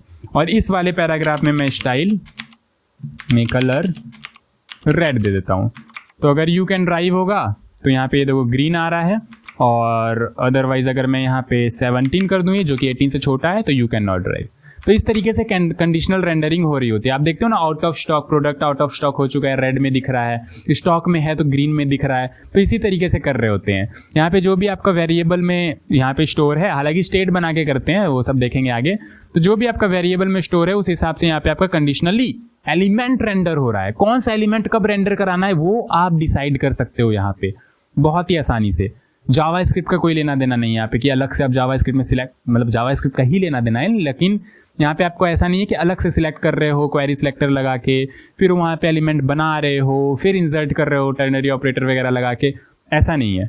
यहाँ पे डायरेक्टली आप इस तरीके से काम कर सकते हो। यहाँ पे बस आगे में कर्ली ब्रेसेस मैंने लगाया क्योंकि इसके अंदर मुझे क्या लिखना था, मुझे इसके अंदर लिखना था जावा स्क्रिप्ट, और ये मैंने लिख दिया जावा स्क्रिप्ट। ठीक है, तो ये हमारा हो गया कंडीशन। क्वेश्चन मार्क के बगल वाला ये पूरा का पूरा तब रेंडर होगा जब कंडीशन ट्रू होगा, अदरवाइज ये पूरा का पूरा रेंडर होगा जब कंडीशन फॉल्स होगा हमारा। तो टर्नरी ऑपरेटर तो जावा स्क्रिप्ट का था। बाकी इस तरीके से कंडीशनल रेंडरिंग हम लोग कर रहे होते हैं, इसका नाम है कंडीशनल रेंडरिंग। हालांकि इन सारी चीज़ों पे भी आगे सेपरेट लेक्चर्स आएंगे, बट JSX में ये सारी की सारी चीज़ें मुझे लगा कि बताना चाहिए तो मैंने बता दिया। ठीक है, तो ये आपका कंडीशनल रेंडरिंग। बाकी शॉर्ट सर्किटिंग वगैरह आपने जावास्क्रिप्ट में पढ़ रखा होगा, मैंने ही पढ़ा है, झूठ मत बोलना, शॉर्ट सर्किटिंग आपने पढ़ रखा है। और अगर थोड़ा सा शॉर्ट में मैं आपको बताना चाहूँ तो बता देता हूँ कि यहाँ पे हम लोग इस तरीके से भी काम करते हैं। किस तरीके से? इस तरीके से कि मान लो मुझे ये एक पैराग्राफ है यहाँ पे, ये वाला एक पैराग्राफ है यहाँ पे, ठीक है, ये रेयर केसेस में मुझे शो करना है, रेयर पैराग्राफ, ठीक है। कुछ केसेस में ही मुझे शो करना है जब कोई कंडीशन स्पेसिफिकली ट्रू होगा तभी शो करना है मुझे, तो मैं यहाँ पे शॉर्ट सर्किटिंग अप्लाई कर सकता हूँ। और शॉर्ट सर्किटिंग बेसिकली एंड और ऑपरेटर पे ही बेस्ड है, अलग कुछ नहीं है क्या कि मान लो मेरा अगर यहाँ पे कंडीशन ट्रू है तो ही मैं इस पैराग्राफ को रन करना चाहता हूँ। एंड ऑपरेटर मतलब यहाँ पे आप का शॉर्ट सर्किटिंग हो रहा है, बहुत ज़्यादा तो मैं डिटेल में अब जावास्क्रिप्ट पढ़ाने बैठूंगा नहीं, बट यहाँ पे इस तरीके से ये काम करता है कि अगर यहाँ पे ये ट्रू होगा तो ही आपका ये पैराग्राफ रन करेगा, ऐसे समझ सकते हो। अगर ये फॉल्स हो गया तो आपका ये पैराग्राफ भी रन नहीं करेगा, ठीक है। यहाँ पे ये देखो नहीं कर रहा है, और अगर ये ट्रू होगा कंडीशन तो ही आपका ये पैराग्राफ रन करेगा। यहाँ पे ये देखो, तो कोई कंडीशन अगर आप यहाँ पे लिखना चाहते हो, लाइक मैं बना देता हूँ यहाँ पे let is out of stock is equal to, मान लो मैं ट्रू कर देता हूँ, is out of stock true, ठीक है, is out of stock true. तो यहाँ पे मैं इस तरीके से लिख सकता हूँ is out of stock, is out of stock. अगर प्रोडक्ट आउट ऑफ स्टॉक है तो मैं यहाँ पे दिखाना चाहता हूँ कि आउट ऑफ स्टॉक। अगर आउट ऑफ स्टॉक नहीं है तो मैं कुछ भी नहीं दिखाना चाहता, लेकिन अगर आउट ऑफ स्टॉक है तो ही बस मैं यहाँ पे दिखाना चाहता हूँ आउट ऑफ स्टॉक। तो ये देखो आउट ऑफ स्टॉक यहाँ पे आपको दिख रहा है। लेकिन अगर आउट ऑफ स्टॉक ना हो तो, मान लो आउट ऑफ स्टॉक नहीं है तो यहाँ पे ठीक है, कुछ नहीं दिख रहा है। लेकिन अगर आउट ऑफ स्टॉक हो गया तो यहाँ पे आपको आउट ऑफ स्टॉक दिख रहा है। तो इस तरीके से भी आप यहाँ पे शॉर्ट सर्किटिंग इसको बोलते हैं कि अगर ये है तो ही ये दिखाना, अगर ये फॉल्स हो गया तो ये भी मत दिखाना। बाकी एक्चुअली में तो और प्रॉपर मैंने एक्सप्लेन कर रखा है कि शॉर्ट सर्किटिंग एक्चुअली होता क्या है, किस तरीके से एंड और ऑपरेटर पे वर्क कर रहा होता है, तो सब जावास्क्रिप्ट में आप देख सकते हो जाके, ठीक है। ये समझ में आ गया आपको? बहुत बढ़िया। GSX विथ लूप्स, ये बहुत इंपॉर्टेंट है कि लूप आप कैसे करोगे कोई चीज़ कि अगर यहाँ पे आपके पास एक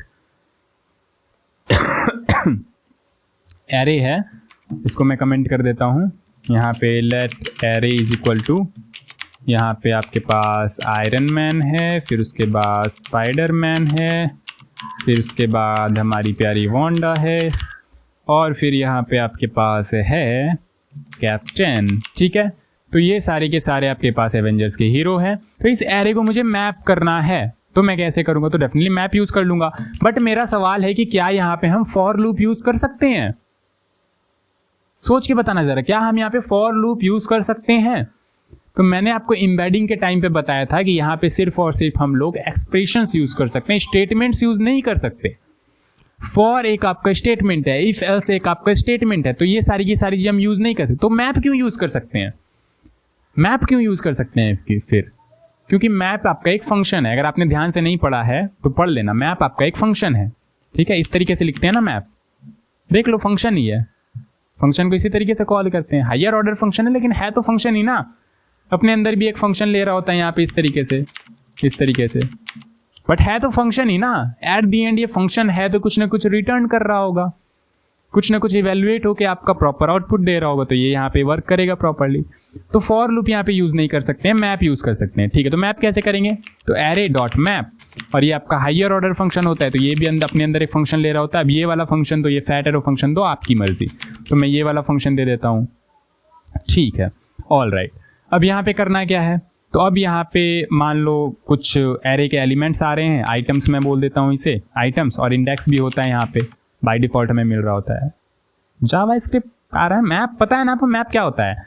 अरे यार ये देखो, मैप आपका सबसे पहले तो एक फंक्शन है, हायर ऑर्डर फंक्शन है, तो अपने अंदर भी एक फंक्शन ले रहा होता है, ठीक है। तो मैंने बोला ये ले लो फंक्शन, बहुत बढ़िया, ये फंक्शन हो गया। मैप एक हायर ऑर्डर फंक्शन था, उसके अंदर मैंने एक फंक्शन दे दिया, ठीक है। अब इस फंक्शन के अंदर बाय डिफॉल्ट आपको 2-3 चीज़ें मिल रही होती है, जिसमें कि सबसे पहला जो इंपॉर्टेंट है वो है आपके आइटम्स। ये सारे के सारे आइटम्स एक एक करके आ रहे होते हैं। पहले आयरन मैन आएगा, फिर स्पाइडर मैन आएगा, फिर वांडा आएगा, फिर कैप्टन आएगा, ठीक है। तो आइटम में आपका सबसे पहले आयरन मैन, फिर आइटम्स नहीं लिखना होता है यहाँ पे, आइटम लिख दो, लिख तो कुछ भी सकते हो यहाँ पे, बेसिकली एक वेरिएबल की तरह ट्रीट हो रहा है। यहाँ पे आइटम लिखो या फिर एलिमेंट लिखो, जो मन चाहे आप लिख दो। तो यहाँ पे एक एक एलिमेंट आपका यहाँ पे आ रहा होगा। सबसे पहले आएगा आपके पास आयरन मैन, फिर दूसरा एलिमेंट है स्पाइडरमैन, फिर वांडा, फिर कैप्टन, फिर उसके बाद आपको इंडेक्स वगैरह भी मिल रहा होता है। तो इंडेक्स किस केस में लेना है, किस केस में नहीं लेना है, वो मैं आपको बताता हूँ। तो यहाँ पे करना क्या है, तो क्या ये एलिमेंट हमें दिख रहा होगा, कैसे दिखेगा, कैसे दिखेगा, क्या हम CLG कराएंगे, यहाँ पे करा सकते हो, कोई दिक्कत वाली बात नहीं है। यहाँ पे आपको सारे के सारे दिख रहे हैं, ये देखो, और डबल बार रिपीट हो रहा है, तो वो मैंने आपको पहले भी बता रखा है क्यों रिपीट होता है। अब जाके स्ट्रिक्ट मोड ऑफ कर देना, रिपीट नहीं होगा, ठीक है। तो यहाँ पे सारे के सारे आपके पास एवेंजर्स आ रहे हैं। तो यहाँ पे हमें जावास्क्रिप्ट लिखना था, हमने जावास्क्रिप्ट लिख दिया। पहला कर्ली ब्रेसेस किस लिए लगाया हमने, जावास्क्रिप्ट लिखने के लिए। फिर से अगेन देखो, कर्ली ब्रेसेस लगाया, जावास्क्रिप्ट ना, हाँ एरे को मैप करना है, ये लो मैप कर दिया, एरे डॉट मैप। अब ये आपका होता है हायर ऑर्डर फंक्शन, अपने अंदर एक फंक्शन ले रहा होगा, ये लो फंक्शन।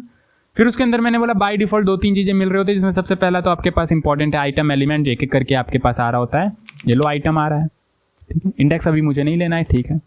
मैंने बोला CLG करा सकते हैं, डेफिनेटली जावा स्क्रिप्ट है, कर सकते हो। CLG आइटम दिखाना है, ये लो आइटम दिखा दिया। तो एक एक करके मैप हो रहा है, लूप हो रहा है, और यहाँ पे आइटम दिख रहा है। अच्छा, मुझे अगर यहाँ पे दिखाना हो तो, यहाँ पे दिखाना हो तो बस मैं सिंपली यहाँ पे कंसोल करने के बजाय रिटर्न कर दूंगा।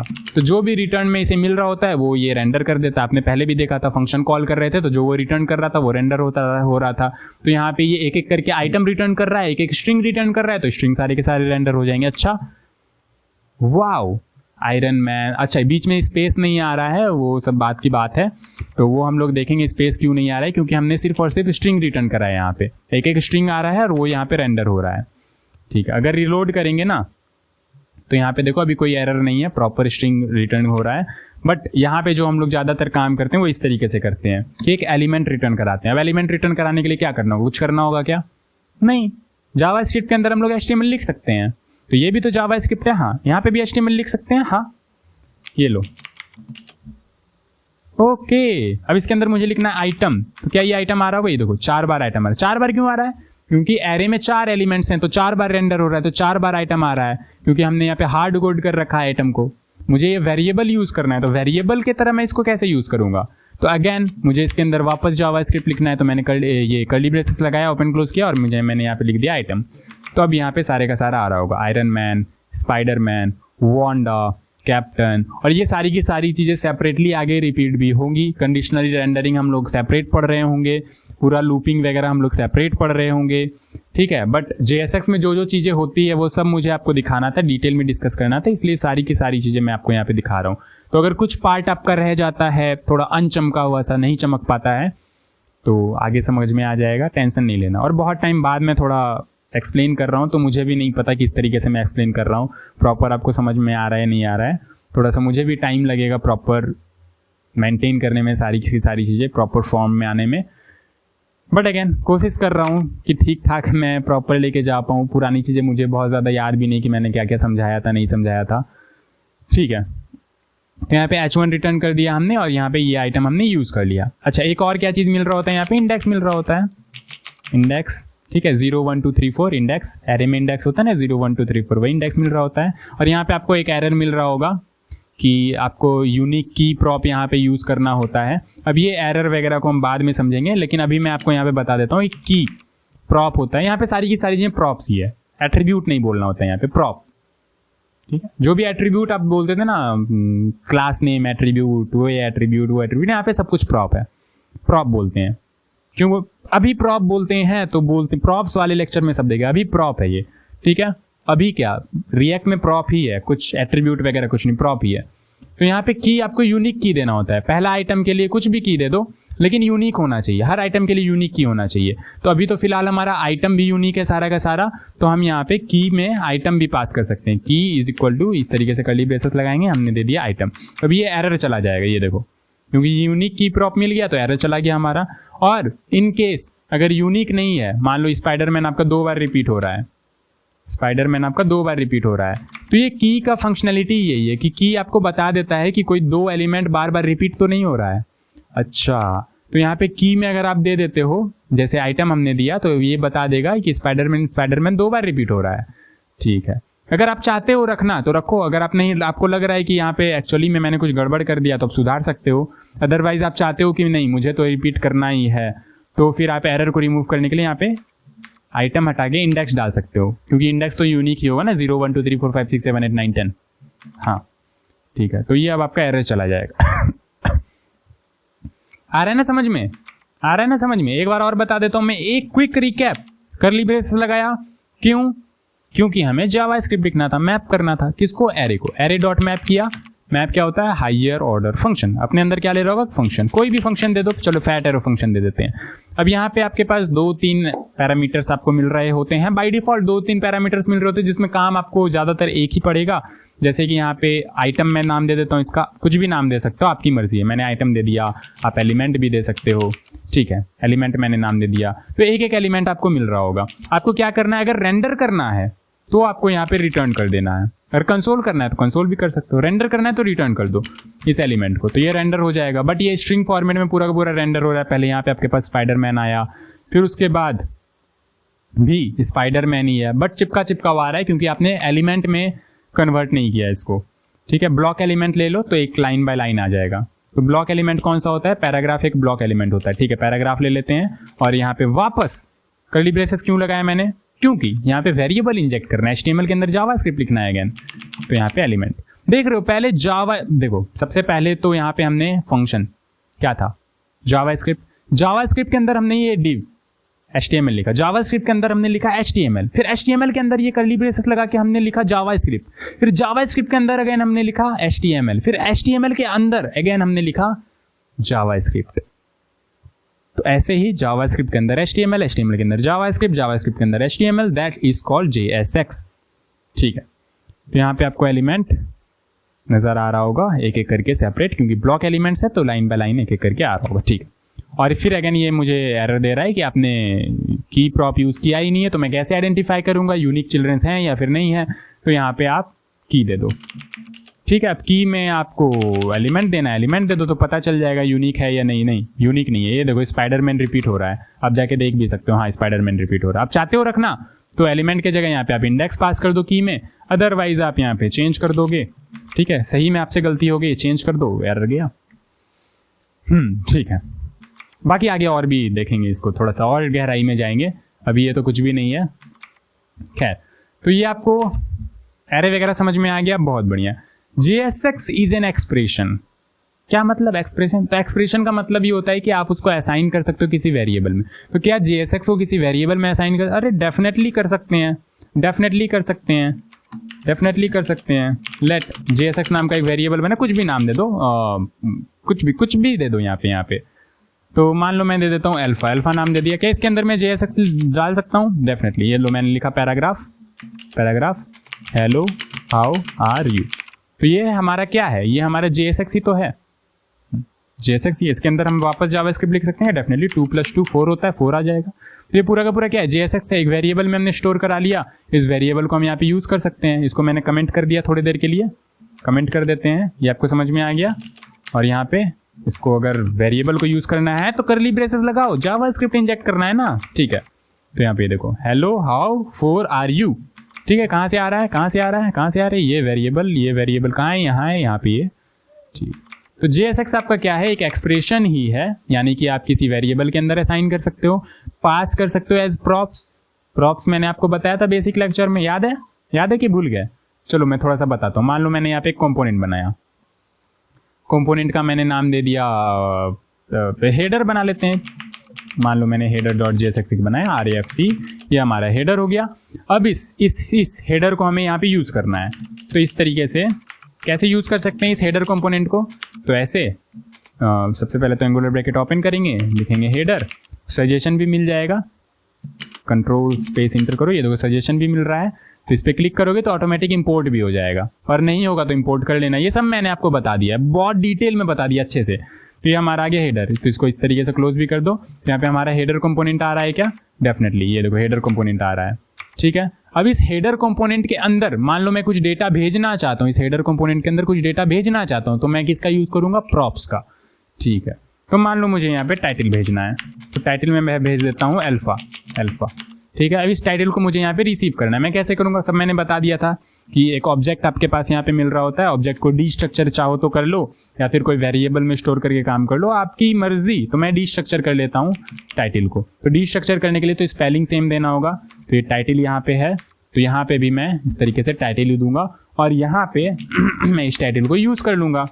तो अब उससे होगा क्या, इससे होगा ये कि जो भी टाइटल मैं यहाँ पे भेजूंगा वो टाइटल यहाँ पे आएगा और वो यहाँ पे यूज़ हो रहा होगा। तो मैंने भेजा अल्फ़ा, तो यहाँ पे मुझे अल्फ़ा दिख रहा होगा। मैंने एक और हेडर कंपोनेंट यूज़ किया, मैंने बोला बीटा, टाइटल भेज दिया बीटा, तो यहाँ पे मुझे बीटा दिख रहा होगा। तो मैं बताना ये चाह रहा था कि JSX एक एक्सप्रेशन है, तो एज अ प्रॉप आप पास भी कर सकते हो। अच्छा, कर सकता हूँ क्या? डेफिनेटली ये पूरा का पूरा ये JSX आप यहाँ पे पास कर सकते हो आप चाहो तो। ये लो, मैंने पास कर दिया। अच्छा, अब JSX पास करना है यहाँ पे, ठीक है। बेसिकली एक तरह से आप जावा स्क्रिप्ट ही पास कर रहे हो, तो स्ट्रिंग बना के पास करना बेटर होगा क्या? नहीं, स्ट्रिंग में तो आई बिलीव फिर ये नॉर्मल स्ट्रिंग की तरह दिख रहा होगा। देख लेते हैं, ठीक है, स्ट्रिंग की तरह ही दिख रहा है। तो मुझे तो जावा स्क्रिप्ट की तरह भेजना है ना इसे। तो जावा स्क्रिप्ट की तरह भेजना है तो सबसे पहले तो मैं ये कर्ली ब्रेसेस हटाऊँगा और यहाँ पे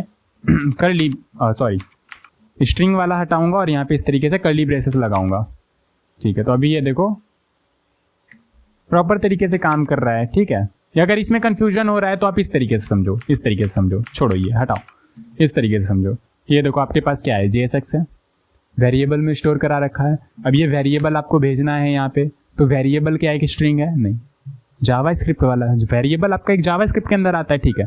तो जावा स्क्रिप्ट आपको सेंड करना है, क्या करोगे यहाँ पे कर्ली ब्रेसेस लगाओगे इस तरीके से और इसके अंदर ये वेरिएबल भेज दोगे, ठीक है। अगेन आ रहा है क्या समझ में? हम एज अ प्रॉप्स इस हेडर से बेसिकली इस कंपोनेंट से, ऐप कंपोनेंट से इस हेडर कंपोनेंट में हम JSX भी भेज सकते हैं। और अगर नहीं समझ में आया तो रहने दो, बिल्कुल छोड़ दो, समझना भी नहीं है। कंपोनेंट वाले लेक्चर में ये सब देख लेंगे, बाकी प्रोजेक्ट वगैरह भी बना रहे हैं उसमें भी समझ में आएगा, ठीक है। बाकी मैंने इसलिए समझा दी क्योंकि ये सब मैंने पहले भी बता रखा है बेसिक लेक्चर्स में, तो आई बिलीव समझ में आ गया होगा। बाकी रिलैक्स। फिर आगे बढ़ते हैं। तो अब बारी है बिहाइंड द सीन्स की, और अब एक्चुअली में हम लोग समझेंगे कि वो जो स्टाइल एट्रीब्यूट वगैरह हम लोग यूज़ कर रहे होते हैं ना, एट्रीब्यूट तो नहीं, स्टाइल प्रॉप वगैरह जो यूज़ कर रहे होते हैं वहाँ पे ऑब्जेक्ट पास करते हैं। और ये जो भी हम लोग इम्बेड करके यूज़ कर रहे होते हैं जावा स्क्रिप्ट में, वहाँ पे एक्सप्रेशंस ही क्यों देते हैं हम लोग, स्टेटमेंट क्यों नहीं देते हैं, बहुत हद तक इससे आपको क्लियरिटी मिल जाएगी। और जो कन्फ्यूजन आपको रह जाएगा वो नेक्स्ट लेक्चर में क्लियर हो जाएगा, ठीक है। क्योंकि नेक्स्ट लेक्चर जो होगा आपका वो कोडिंग ओरिएंटेड नहीं होगा, वो प्रॉपर्ली इंटरव्यू ओरिएंटेड और कॉन्सेप्ट वगैरह मैं क्लियर कर रहा हूँ। यहाँ पे तो बाकी सारी की सारी चीज़ें मैंने आपको डेवलपमेंट ओरिएंटेड बता दी कि किस किस तरीके से काम कर रहा होता है, ठीक है। तो थोड़ा देख लेते हैं बिहाइंड द सीन कि बिहाइंड द सीन आपका हो क्या रहा होता है। मैंने बोला कि ये जो JSX है ना आपका, ये JSX जो आप लिख रहे होते हो जावा स्क्रिप्ट के अंदर HTML के अंदर जावा स्क्रिप्ट JSX, तो ये जो पूरा प्यारा सा, कितना मजा आ रहा था लिखने में, कुछ था ही नहीं, हलवा लग रहा था बिल्कुल। जावा स्क्रिप्ट लिखना है, ये कर्ली ब्रेसेस लगाया जावा स्क्रिप्ट लिख दिया, HTML लिखना है डायरेक्ट HTML लिख दिया, तो बड़ा हलवा सा लग रहा था, है ना। बट एक्चुअली में ये इस तरीके से रिएक्ट में काम कर ही नहीं रहा होता है। ये पूरा का पूरा जो आप सिंटैक्स लिख रहे होते हो, ये बिहाइंड द सीन इस सिंटैक्स में कन्वर्ट हो रहा होता है, react.create एलिमेंट में। ओके, इसलिए आप सिंटैक्टिक सुगर इसे बोल रहे थे क्या? हाँ, ये सिंटैक्टिक सुगर है, बस देखने में प्यारा लगता है, बाकी एक्चुअली में तो इसमें फिर कन्वर्ट होके फिर उसके बाद बाकी ट्रांसपाइल वगैरह हो रहा होता है। ऑल राइट, तो एक बार लिख के बता दो कि ऐसे कैसे, मतलब क्या समझ नहीं आ रहा है। देखो बता देता हूँ, अभी तुरंत बता देता हूँ मैं, अभी तुरंत। तो यहीं पे डिस्कस करते हैं, इस जगह पे, यहाँ पे, ठीक है, यहाँ पे कोई दिक्कत नहीं। तो अभी देखो ये react.create एलिमेंट जो है ये आपका क्या है, एक जावा स्क्रिप्ट है, ठीक है, जावा स्क्रिप्ट है। तो मुझे क्या लिखना है, जावा स्क्रिप्ट, तो मैं कर्ली ब्रेसेस लगाऊंगा, ठीक है। तो रिएक्ट कहाँ से आएगा, रिएक्ट इंपोर्ट हो चुका होगा, ये देखो रिएक्ट फ्रॉम रिएक्ट इंपोर्ट हो चुका है। रिएक्ट की पावर हमें, आप खुद सोचो ना, आप डायरेक्टली ऐसे कुछ भी लिख सकते हो क्या HTML के अंदर जावा स्क्रिप्ट के अंदर HTML, नहीं, रिएक्ट का कुछ फीचर यूज कर रहे होगे ना, ठीक है। तो यही है रिएक्ट, देखो रिएक्ट फ्रॉम रिएक्ट, कहाँ से इंपोर्ट कर रहे हैं, रिएक्ट से। अब ये जो रिएक्ट आपके पास मिल रहा है, इसके पास काफ़ी सारी चीज़ें हैं, बट उसमें हमें अभी क्या यूज़ करना है, क्रिएट एलिमेंट, एक एलिमेंट बनाना है हमें, ठीक है। तो क्रिएट एलिमेंट का यूज़ करेंगे, इससे हम लोग एलिमेंट बना पा रहे होंगे। अब यहाँ पे ये जो क्रिएट एलिमेंट है, ये आपके पास 3 चीज़ें ले रहा होता है। सबसे पहला क्या ले रहा होता है आपका, एलिमेंट ही लेगा सबसे पहला। फिर उसके बाद दूसरा आपके पास ये प्रॉप्स ले रहा होगा, फिर तीसरा आप जो भी उसके अंदर डेटा पास करना चाहते हो वो पास कर रहे होगे, बेसिकली एलिमेंट का डेटा। ठीक है, आप यहाँ पे देख भी सकते हो अगर कंफ्यूजन लग रही है तो। ये देखो सबसे पहला तो आपका एलिमेंट कि कौन सा एलिमेंट आप बनाना चाहते हो। जैसे ये वाला एलिमेंट है ना H1 hello school for you, तो ये तो हम तुरंत लिख देते हैं इस तरीके से यहाँ पे H1 hello how are you, ये तो हमने तुरंत लिख दिया। बट बिहाइंड द सीन ऐसा थोड़ी हो रहा होता है।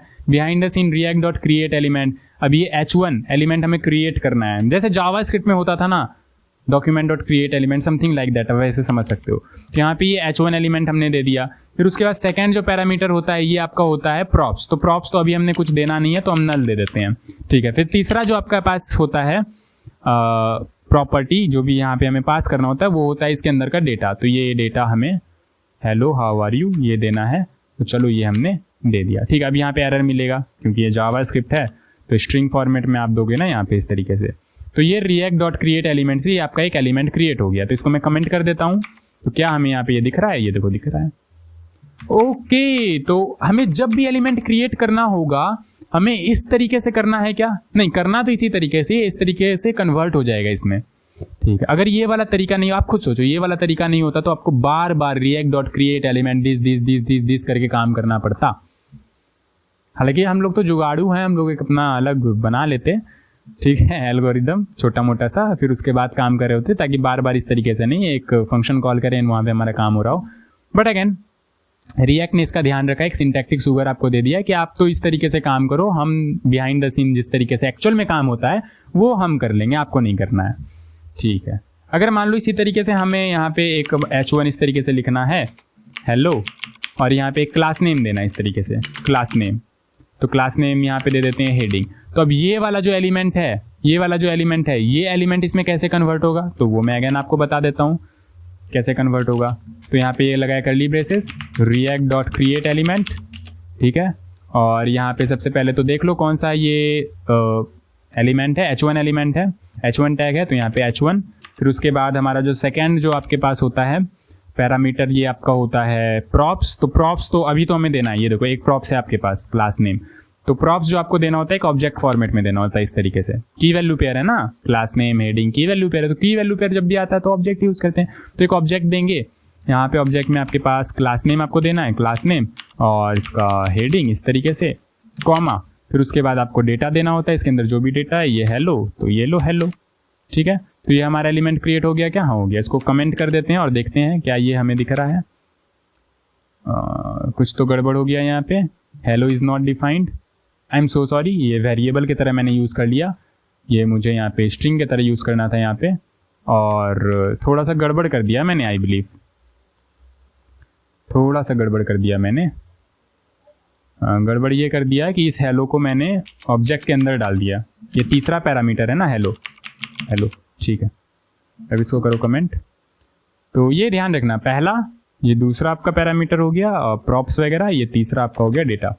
ठीक है, तो ये देखो हेलो आपके पास आ रहा है, और अगर आप इसको इंस्पेक्ट करके देखोगे तो इसका क्लास नेम आपको दिख रहा होगा यहाँ पे, ये देखो क्लास आपके पास हेडिंग ऐड हो चुका है।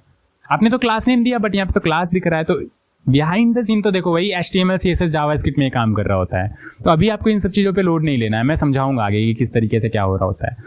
ठीक है, तो हेलो यहाँ पे आपके पास है, इसमें क्लास नेम भी ऐड हो चुका है, बहुत बढ़िया।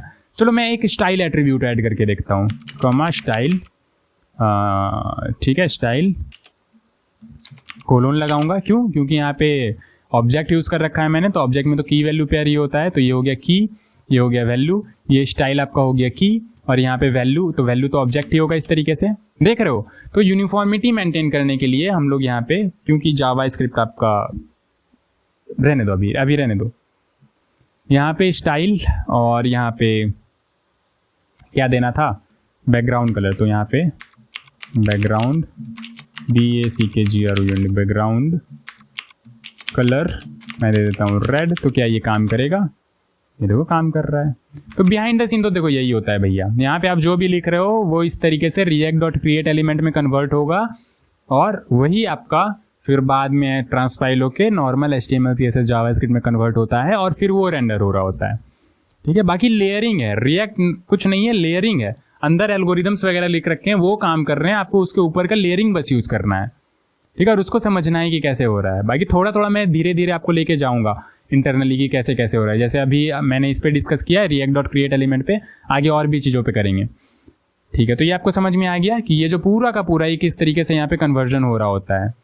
ऑल राइट, अदरवाइज तो आप खुद सोचो ना कि यहाँ पे ये कैसे काम करेगा। रिएक्ट की पावर्स हम यूज़ कर रहे हैं, बट कैसे? तो ये ऐसे, ये रिएक्ट कहाँ से आ रहा है? ये देखो, ये पैकेज, ये रिएक्ट वाला जो पैकेज npm करके इंस्टॉल किया है हमने, पूरा का पूरा ही एक्चुअली इंस्टॉल हो गया।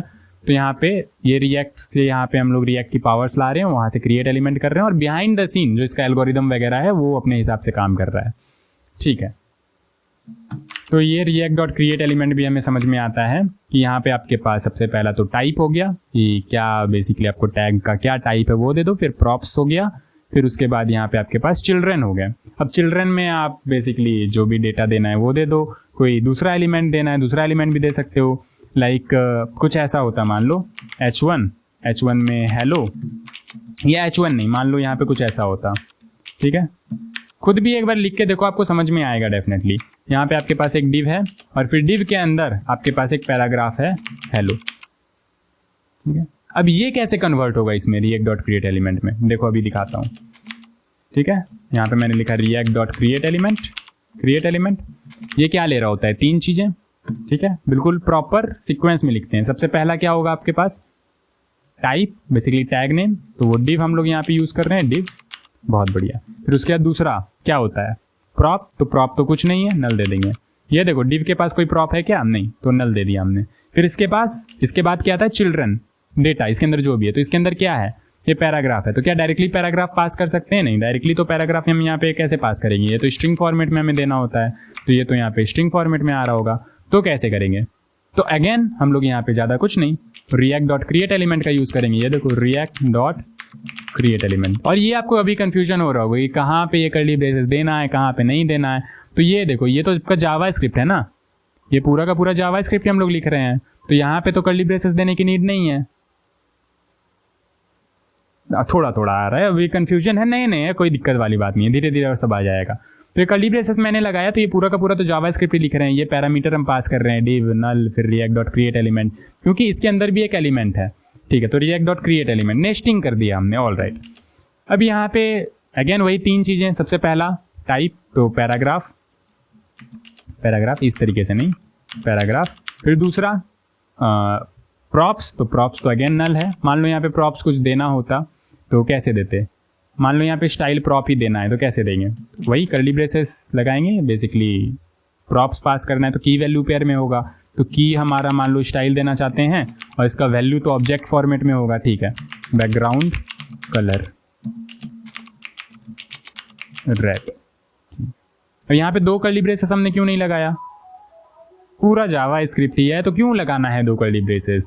वहाँ पे तो HTML था, HTML के अंदर जावा स्क्रिप्ट लिखना था, तो एक कर्ली ब्रेसेस लगा रहे थे समझाने के लिए कि ये जावा स्क्रिप्ट लिखने वाले हैं। फिर उसके अंदर एक कर्ली ब्रेसेस लगा रहे थे बताने के लिए कि ऑब्जेक्ट लिख रहे हैं।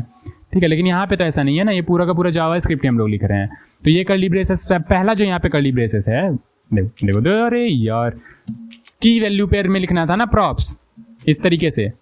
मान लो क्लास नेम ही लिखना होता है, इस तरीके से लिखते हैं ना, क्लास नेम अल्फा। प्रॉपर्टीज लिखना था तो इस तरीके से हमने लिख दिया। अब यहाँ पे जितनी प्रॉपर्टीज आएंगी सब कॉमा दे के लिखते जाएंगे। ठीक है, मुझे स्टाइल प्रॉप्स लिखना था, स्टाइल प्रॉप्स सेंड करना था, स्टाइल, बट ये स्ट्रिंग तो होता नहीं है, तो ऑब्जेक्ट होता है, तो ये लो ऑब्जेक्ट। क्या देना था? बैकग्राउंड कलर, ये लो बैकग्राउंड कलर। जावा स्क्रिप्ट स्ट्रॉन्ग है ना, तो ये सब इंटरनल वर्किंग बहुत आसानी से आपको समझ में आएगा कि रिएक्ट कुछ नहीं है, इंटरनली पूरा जावा स्क्रिप्ट ही है। ठीक है, तो बैकग्राउंड कलर बेसिकली रेड में दे देता हूँ। फिर उसके बाद अंदर एक और चिल्ड्रन है हेलो, तो मैं यहाँ पे सिंपली इस तरीके से हेलो दे दूंगा। तो ये देखो, ये छोटा सा लिखने के लिए हमें कितना कुछ करना पड़ गया, देख रहे हो? और हर बार हमें ऐसा ही करना पड़ता है, रिएक्ट डॉट क्रिएट एलिमेंट, हर बार हमें ये करना पड़ता। तो इसलिए रिएक्ट ने आपको एक सिंटैक्टिक सुगर दिया है प्यारा सा, ये ऐसे यूज करो, देखो कितना प्यारा सा, ये छोटा सा चुन्नू मुन्नू सा, बट हमें तो क्या करना पड़ रहा है, ये करना पड़ रहा है। और यहाँ पे कॉमा मिस हो गया, कॉमा। ठीक है, ऑल राइट, है ना मस्त? ओके, तो ये हमें समझ में आ गया। और थोड़ा सा होमवर्क आपके लिए, बहुत अच्छे से मैंने आपको समझा दिया। तो ये आपके पास होमवर्क है, ये आप खुद से react.create एलिमेंट करके देखो कि हेलो मुस्कान आपको ये लिखना है, तो ये तो सिंपल आप लिख लोगे। फिर उसके बाद अगर प्रॉपर्टीज़ कुछ ऐड करना है तो वो कैसे करोगे। फिर अगर आपको एंकर टैग, यहाँ पे आपको टाइप एंकर यूज़ करना है, यहाँ पे प्रॉपर्टी में ये देना है, 2 प्रॉपर्टी है यहाँ पे, 2 की वैल्यू पेयर देना है, और फिर ये वाला बनाओ, ये वाला बनाओ, बहुत ईजी है। फिर ये आपको मैंने नहीं बताया, ये बता देता हूँ कि आप जो जावास्क्रिप्ट इंजेक्ट करते हो तो इंटरनली हो क्या रहा होता है, ठीक है। जैसे मैं यहाँ पे h1 लिखता हूँ और h1 के अंदर मैं ये इंजेक्ट करना चाहता हूँ एज नाम का वेरिएबल था, ये हमने कमेंट कर दिया था। चलो अभी ये हटाते हैं, यहाँ पे लेट ये नेम वाला ही वेरिएबल अनकमेंट कर देते हैं।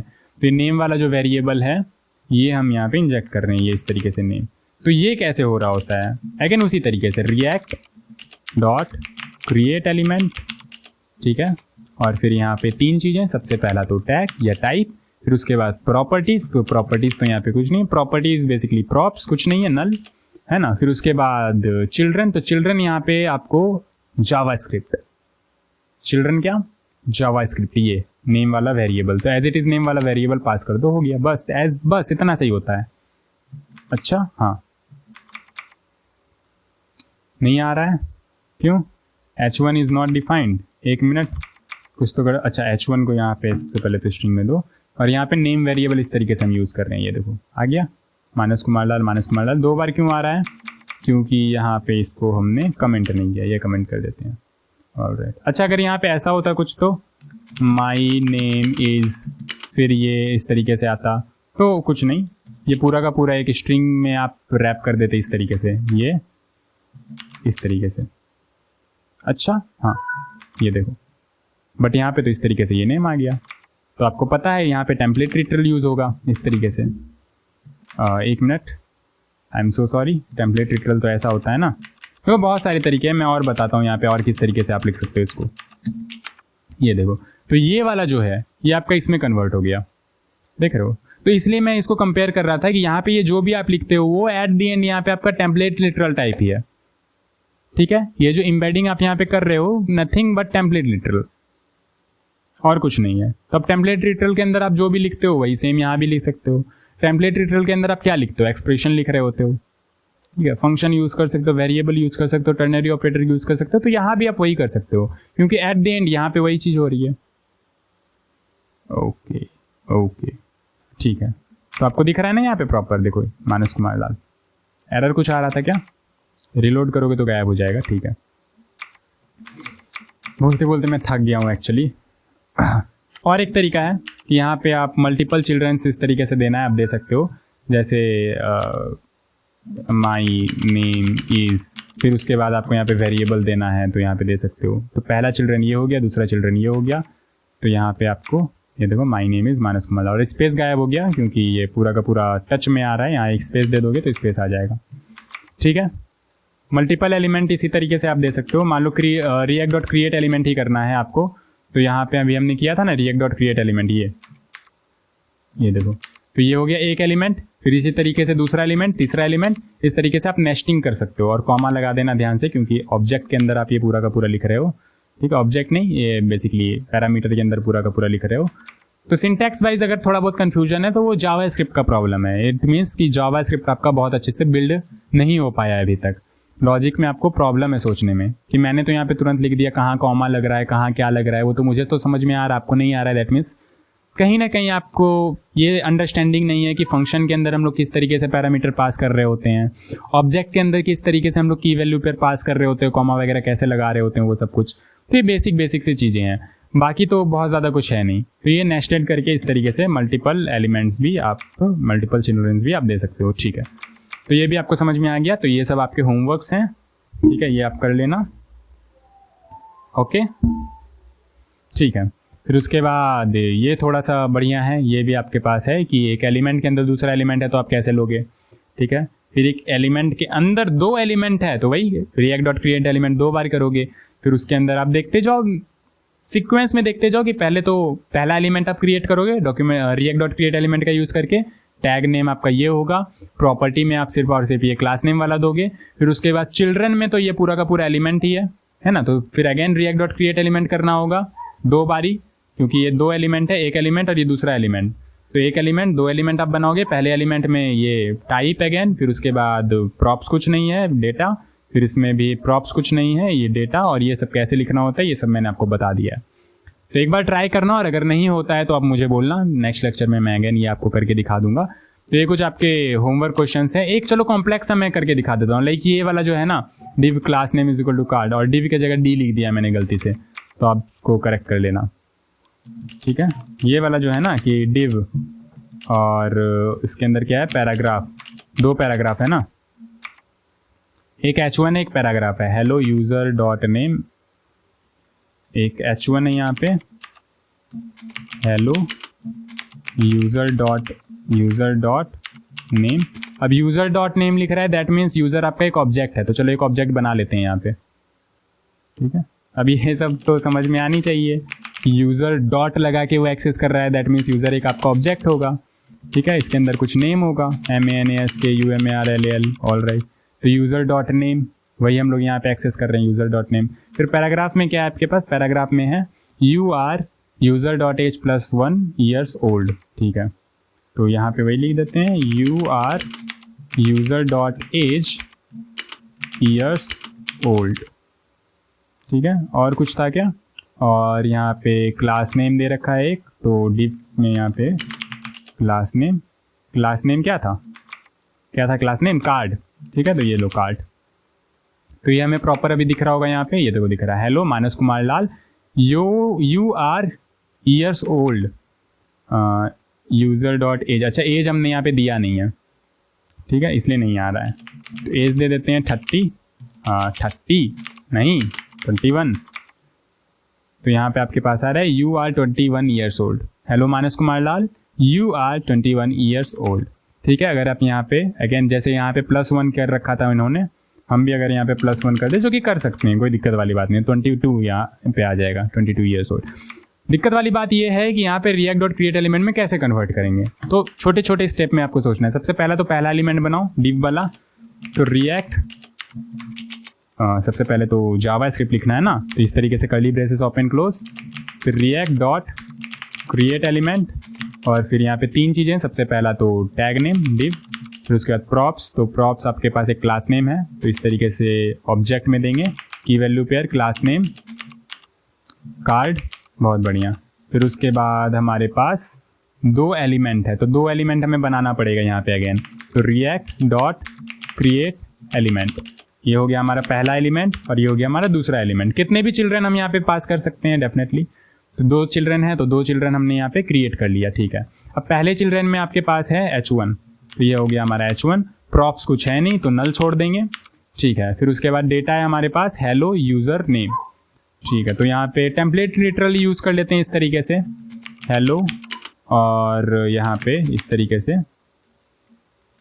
User dot name.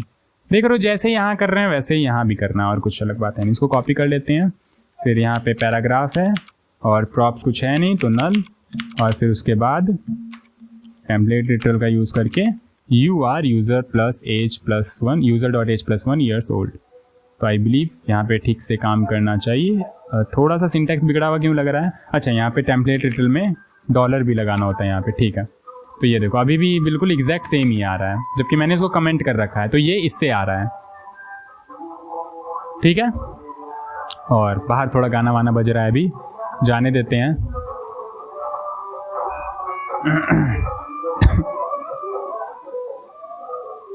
ठीक है, तो आई बिलीव आपको समझ में आ गया होगा ये सब कि बिहाइंड द सीन ये किस तरीके से काम कर रहा होता है। अब उम्मीद करता हूँ ये और ये तो आप कर ही लोगे, कर लोगे ना, कर लोगे ना, हाँ बोलो हाँ, ठीक है। तो एक बार रिकैप कर लो JSX रूल्स।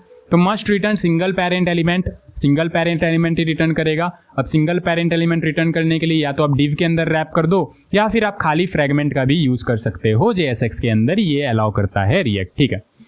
फिर उसके बाद use class name and HTML for props instead of class and for. अच्छा ये मैंने आपको नहीं बताया अभी तक, ये मैं आपको बता देता हूँ, ठीक है। हालांकि आपको पता है, पहले भी मैंने आपको बता रखा है। यहाँ पे आप HTML के अंदर क्लास लिखते थे, यहाँ पे आपको क्लास नेम लिखना होता है।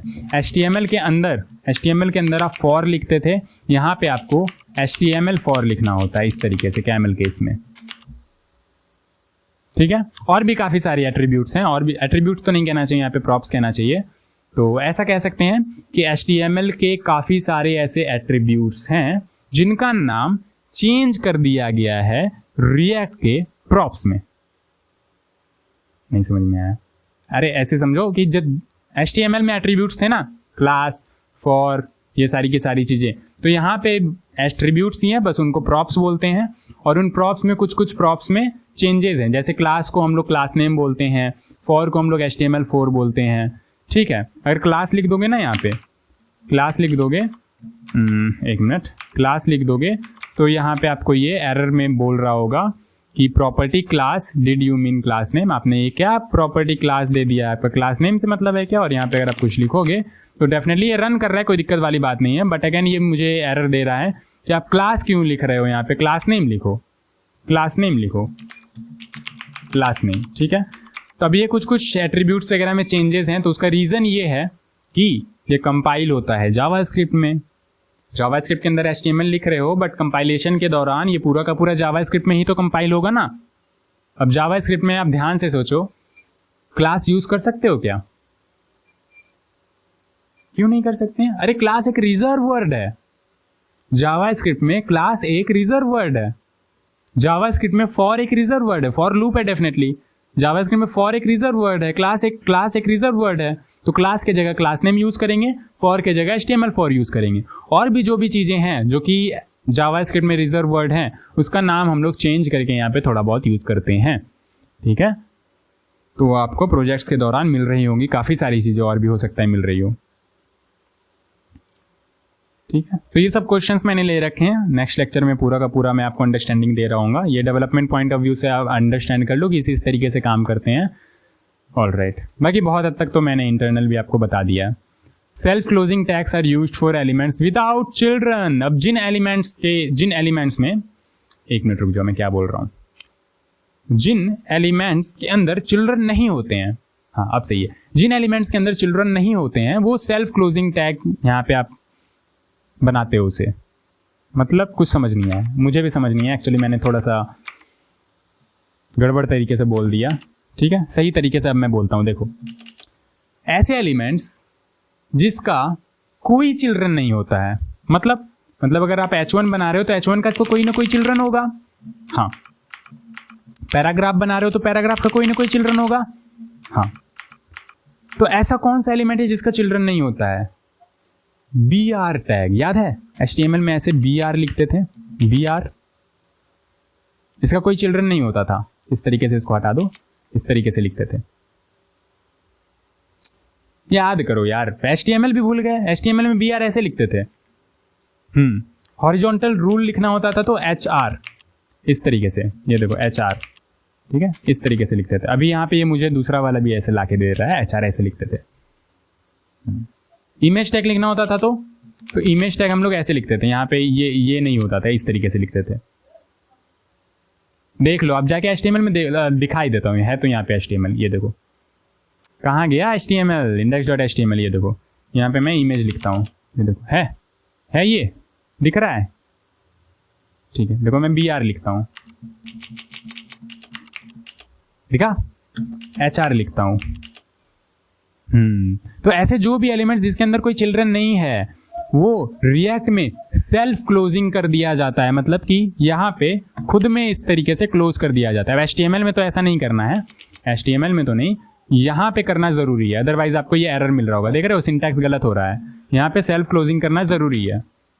यहाँ पे अगर आप BR लिख रहे हो तो BR सेल्फ क्लोजिंग होता है, ये देखो सेल्फ क्लोज इसने कर दिया। HTML में ऐसा नहीं था, इसमें है।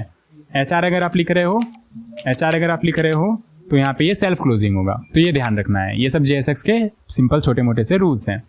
Can not use if else directly, use ternary और लॉजिकल ऑपरेटर। इफ एल्स तो आप यूज कर ही नहीं सकते, इफ एल्स स्टेटमेंट आप यूज कर नहीं सकते, तो उसके बजाय आप यहाँ पे टर्नरी ऑपरेटर का यूज कर सकते हो और लॉजिकल ऑपरेटर्स वगैरह का यूज करके कंबाइंड वे में काम कर सकते हो, और सब काम हो जाते हैं। बिलीव करो मेरे, सब काम हो जाते हैं, जितना भी हमने देखा ना उससे सब काम हो जाते हैं, सब चीज। Alright, JSX support only expression inside this curly braces वाला syntax, not statements. Statement support नहीं करता है, एक्सप्रेशन सपोर्ट करता है। ये सिंपल नूब लैंग्वेज में आप समझना चाहो तो इवेल्युएटेड चीज़ें सपोर्ट करता है, ऐसे स्टेटमेंट्स, ऐसे एक्सप्रेशन जो इवेल्युएट होकर एक सिंगल स्ट्रिंग या कुछ ऐसी चीज़ों में कन्वर्ट हो रहे हैं जो कि रेंडर करा पाना ईजी है। अच्छा, बाकी एक्चुअली में अगर प्रॉपर इंटरव्यू में आपसे पूछा जाता है तो ये एक्सप्रेशन सपोर्ट करता है, स्टेटमेंट सपोर्ट नहीं करता है। सिंपल लैंग्वेज में आपको ये बोलना है, सब कवर हो जाएगा, सब कुछ। हाँ, अगर आपसे पूछ लिया गया कि अच्छा ठीक है, एक्सप्रेशन सपोर्ट करता है, स्टेटमेंट नहीं करता है, तो ये बताओ कि लूपिंग के टाइम में हम लोग फॉर लूप यूज नहीं कर पाएंगे? आप बोलोगे नहीं, तो मैप क्यों यूज कर पाते हैं? अब आप फंस जाओगे, क्योंकि आपका जावास्क्रिप्ट स्ट्रांग नहीं है। यहाँ पे रिएक्ट का कुछ है ही नहीं, जावास्क्रिप्ट आपका स्ट्रांग नहीं है। आपको डायरेक्ट माइंड में चमकना चाहिए कि अरे मैप तो एक हायर ऑर्डर फंक्शन है, उसमें क्या दिक्कत वाली बात है? फंक्शन तो हम यूज कर ही सकते हैं इसके अंदर, एक्सप्रेशन तो यूज कर ही सकते हैं इसके अंदर। हाँ, बाकी और ज़्यादा क्लियर पॉइंट ऑफ व्यू से मैं नेक्स्ट लेक्चर में आपको बता रहा हूँ। तो ये थे कुछ JSX के रूल, और प्रॉपर तरीके से आपको नोट्स में दे दूंगा, ठीक है, लिंक डिस्क्रिप्शन में, और मैं भूल जाऊँ तो बाद में दे दूंगा, बट दे दूंगा, आप याद दिला देना अगर मैं भूल जाता हूँ तो, बाकी मैं दे ही दूंगा। तो आई बिलीव आपको समझ में आ गया होगा। एक बार रिकैप कर लो, JSX में HTML इनसाइड जावास्क्रिप्ट, जावास्क्रिप्ट के अंदर HTML, HTML के अंदर जावास्क्रिप्ट, अंदर अंदर अंदर अंदर करते करते HTML अंदर, ठीक है, कर सकते हैं हम लोग। बहुत बढ़िया। React looks like HTML but behaves like JavaScript, क्योंकि एट द एंड कंपाइल हो रहा होता है जावास्क्रिप्ट में, और यही रीजन है कि हम लोग जावास्क्रिप्ट की सारी चीजें फॉलो कर रहे होते हैं। मतलब कि आपने अभी तुरंत देखा कि क्लास हम लोग यूज नहीं करते हैं, क्यों? क्योंकि जावास्क्रिप्ट में क्लास रिजर्व वर्ड है, फॉर रिजर्व वर्ड है, तो फॉर यूज नहीं करेंगे, HTML फॉर करेंगे, क्लास नहीं करेंगे, क्लास नेम करेंगे। अच्छा, JSX is not HTML, it's syntactic sugar over react dot create element. अभी आपने देखा बार बार अगर हम लोग react create dot create element करते तो कोड कितना लेंदी, कितना कचरा, कितना कंफ्यूजिंग लगता ना? डेफिनेटली लगता। तो रिएक्ट ने एक सिंटैक्टिक सुगर आपको दे लिया, ये लो JSX, HTML के जरा ही दिखता है, आराम से काम करो बैठ के, कोई दिक्कत वाली बात नहीं है। प्रॉपर डिफिनेशन अगर चाहिए तो JSX is a syntax extension for JavaScript used in React. Syntax extension है जावास्क्रिप्ट का, नथिंग एल्स। क्या जावास्क्रिप्ट XML फुल फॉर्म है JSX का? हाँ है, बहुत सारी साइट्स के अकॉर्डिंग, W3 स्कूल के अकॉर्डिंग, Geeks for Geeks के अकॉर्डिंग, गूगल के अकॉर्डिंग, क्योंकि गूगल भी वही दिखा रहा होता है जो साइट्स में आपके मेंशन होते हैं। बट रिएक्ट ऑफिशियली ऐसा कुछ दावा नहीं करता है कि जावास्क्रिप्ट XML JSX का फुल फॉर्म है। Okay, it let's you right HTML like code inside JavaScript, ठीक है। इम्बेड कर सकते हैं हम लोग variable, function call, ternary expression, mathematical operators वगैरह सब इम्बेड कर सकते हैं हम लोग। बेसिकली एक्सप्रेशन इम्बेड कर सकते हैं, स्टेटमेंट नहीं, ठीक है। रिलेट करने के लिए वही टेम्पलेट लिटरल और वो वाला कंसीडर कर सकते हो आप, इम्बेडिंग वाला सिंटैक्स। फिर JSX with inline style. Style एक ऑब्जेक्ट है, स्ट्रिंग नहीं है, बस इतना ध्यान रखना, आपका काम हो जाएगा। अब क्योंकि ऑब्जेक्ट है तो जावास्क्रिप्ट वाला करली ब्रेसेस एक लगाओगे, उसके अंदर ऑब्जेक्ट लिखोगे, ठीक है। तो 2 करली ब्रेसेस यहाँ पे यूज होते हैं। कंडीशनल रेंडरिंग आपको समझ में आ गया, इस तरीके से करते हैं। शॉर्ट सर्किटिंग एक बार जाके जावास्क्रिप्ट में देख लेना, बहुत अच्छे से मैंने बता रखा है। JSX विद लूप, ये अभी तुरंत मैंने आपको रिकैप कराया। JSX is an expression, definitely variable के अंदर स्टोर कर सकते हैं, प्रॉप्स की तरह पास भी कर सकते हैं, फिर फंक्शन के अंदर रिटर्न भी कर सकते हैं। डेफिनेटली रिटर्न करते हैं तभी तो हमें आउटपुट मिल रहा होता है। बिहाइंड द सीन आपका इस तरीके से काम कर रहा होता है। ये आपने देख लिया, कुछ होमवर्क दे दिया मैंने, रिकैप हमने कर ही लिया प्रॉपर तरीके से। तो JSX में जितनी भी चीज़ें थी ना, सब हमने कर ली हैं कवर, और आई बिलीव आपको मज़ा आया होगा। और अगर मज़ा नहीं आया तो माफ़ी चाहता हूँ, मैं खुद भी जानता हूँ थोड़ा सा हो जाता है डिस्टर्बेंस, थोड़ा समझाने में मैं खुद भी फील कर पा रहा हूँ कि उतने प्रॉपर तरीके से भी मैं नहीं समझा पाया जितना समझाना चाहिए था, ठीक है। क्योंकि अब 10 दिन का गैप, लगातार पुरानी जो भी चीज़ें माइंड में थी, प्रेजेंटेशन मैंने 6-7 प्रेजेंटेशन प्रिपेयर करके रखा था कि आगे लेक्चर्स बनाने हैं, और प्रेजेंटेशन प्रिपेयर करते वक्त भी काफ़ी सारी चीज़ें मैं सोच रहा होता हूँ कि इन आने वाले लेक्चर्स में मैं ये चीज़ें बताऊँगा। अब 10 दिन का गैप हो गया तो काफ़ी सारी चीज़ें माइंड से निकलती है। प्रीवियस मैंने क्या बता रखा है वो भी काफ़ी सारी चीज़ें निकल जाती है, तो काफ़ी सारी चीज़ें मैंने ओवर एक्सप्लेन कर दी होंगी।